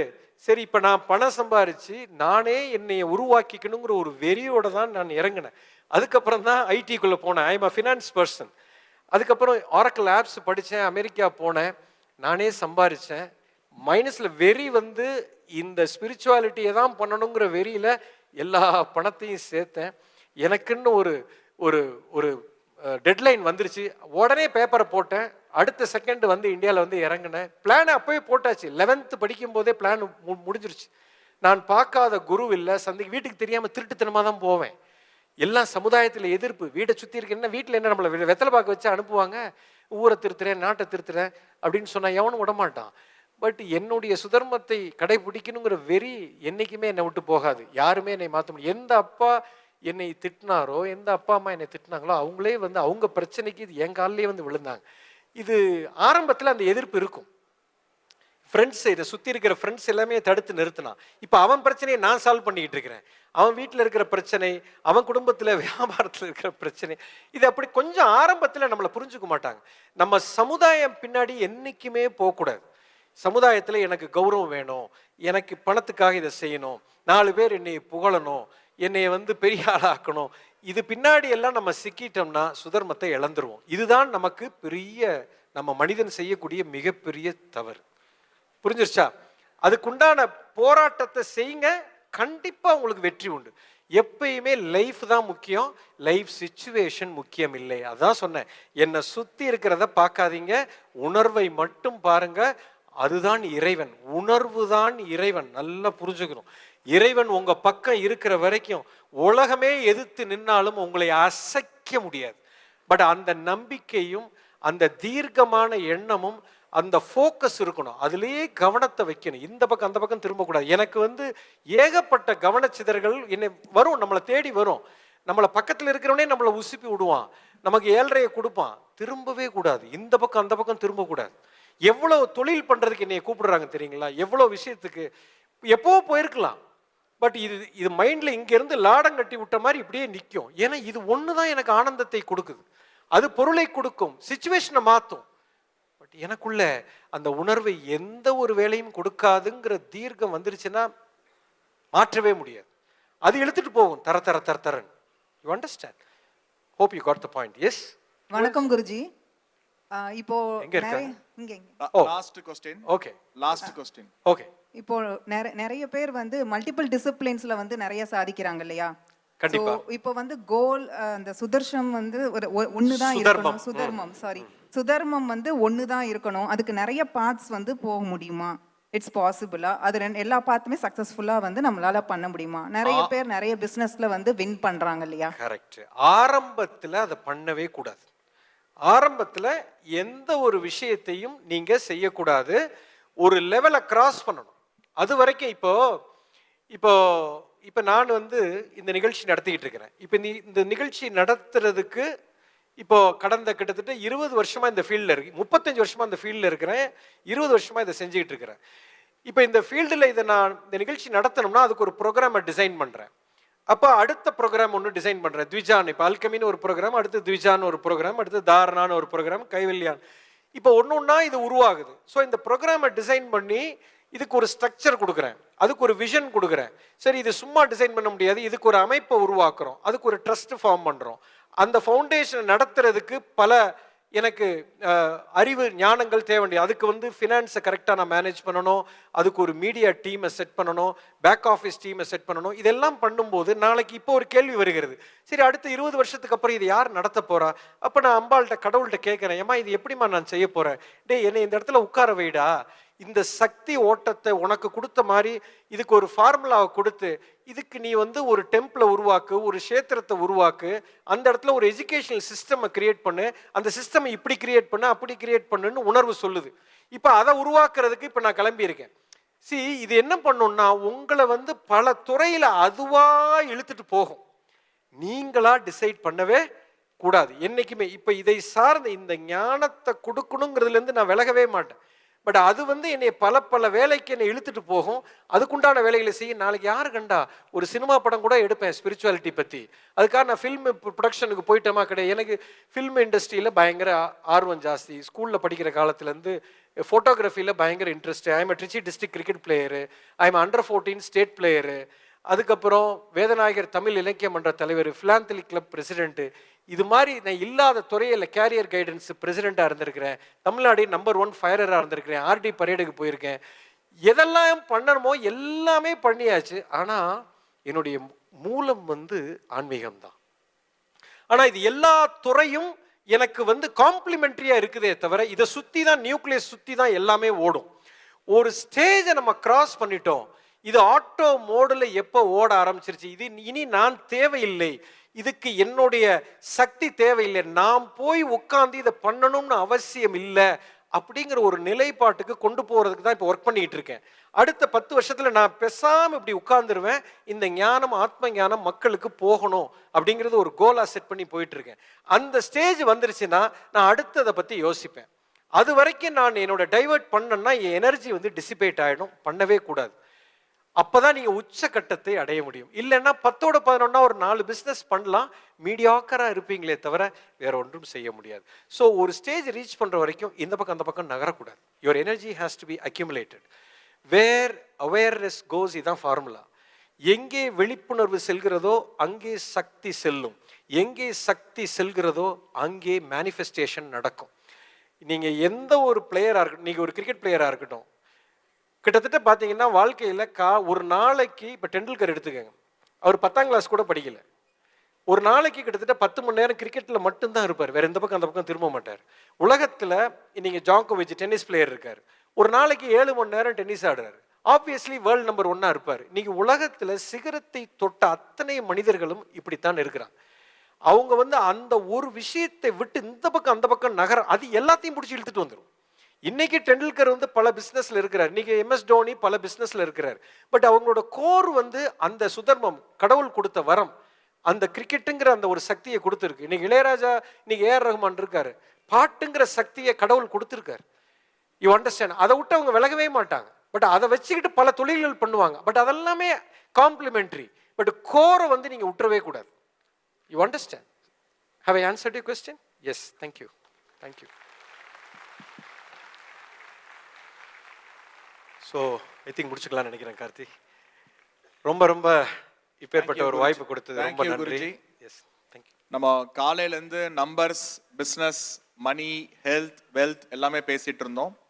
ஃபைனலாக வந்து ஒரு மனிதனுக்கு வந்து என்ன தேவை அப்படின்னு இந்த இன்னர் வீல் வந்து ரொம்ப ஸ்ட்ராங்காக இருக்கணும். நான் அதுக்கு ஐயா கிட்ட பேசி இந்த க்ரௌடு பற்றி ஒரு 2 மணி நேரம் எக்ஸ்பிளைன் பண்ணி எந்த மாதிரி விஷயத்த நீங்கள் டெலிவரி பண்ணணுங்கிறது நான் ரெக்வஸ்ட் பண்ணி ஐயா வந்து அந்த டெலிவரி பண்ணியிருக்கிறாங்க. அதுக்கு சாட்சி வந்து இந்த 3000 பேர் உட்கார்ந்துட்டு இருக்கிறவங்க தான். Thank you gentleman. Thank you all gentleman, ladies. Thank you Guruji. இந்த நம்ம குருஜிக்கு வந்து அன்பளிப்பு கொடுக்க திரு விஜயகுமார் அவர்கள் மற்றும் AVR சுதர்சனம் அவர்கள் மற்றும் ஈஸ்ட் வெஸ்ட் பார்மா நிறுவனர் மோகன்னா அவர்களை மேடை கலைக்கின்றோம்.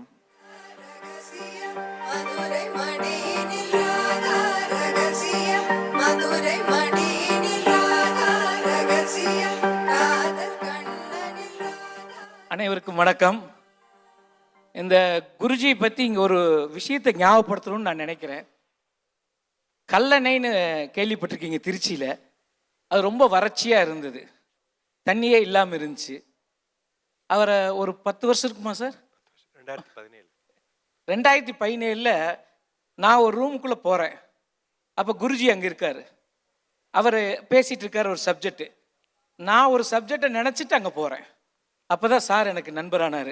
நண்பர்னு சொல்லக்கூடாது, குருவானார். கங்கையிலிருந்து ஒரு மங்களார்த்தி கொண்டு வரணும்னு அவர் ஆசைப்பட்டார்.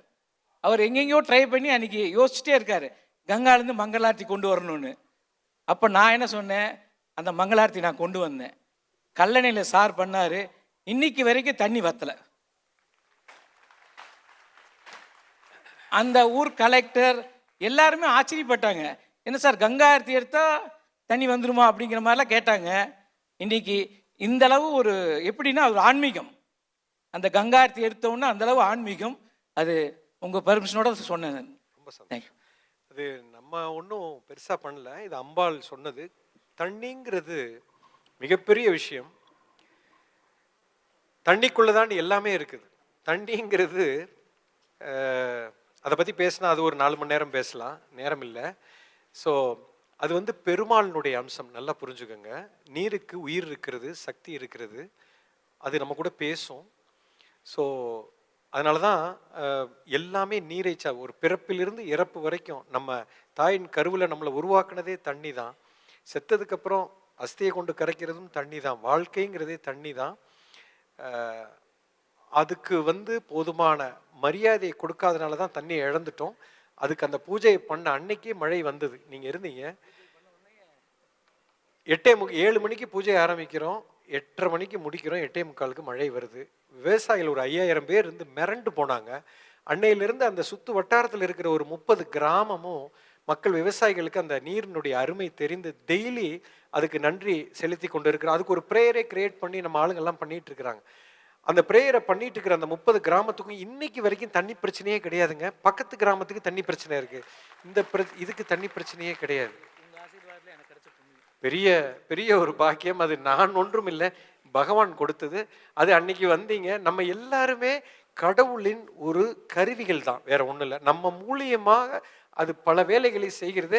அதுக்கு திரு விஜயகுமார் அவர்களும் ஒரு மிகப்பெரிய கருவியாக இருந்து அன்னைக்கு இதை சாதித்து கொடுத்தவருக்கு ரொம்ப நன்றி. இந்த வாய்ப்பு கொடுத்ததுக்கும் ரொம்ப நன்றி. நன்றியா, தேங்க்யூ ஸோ மச்.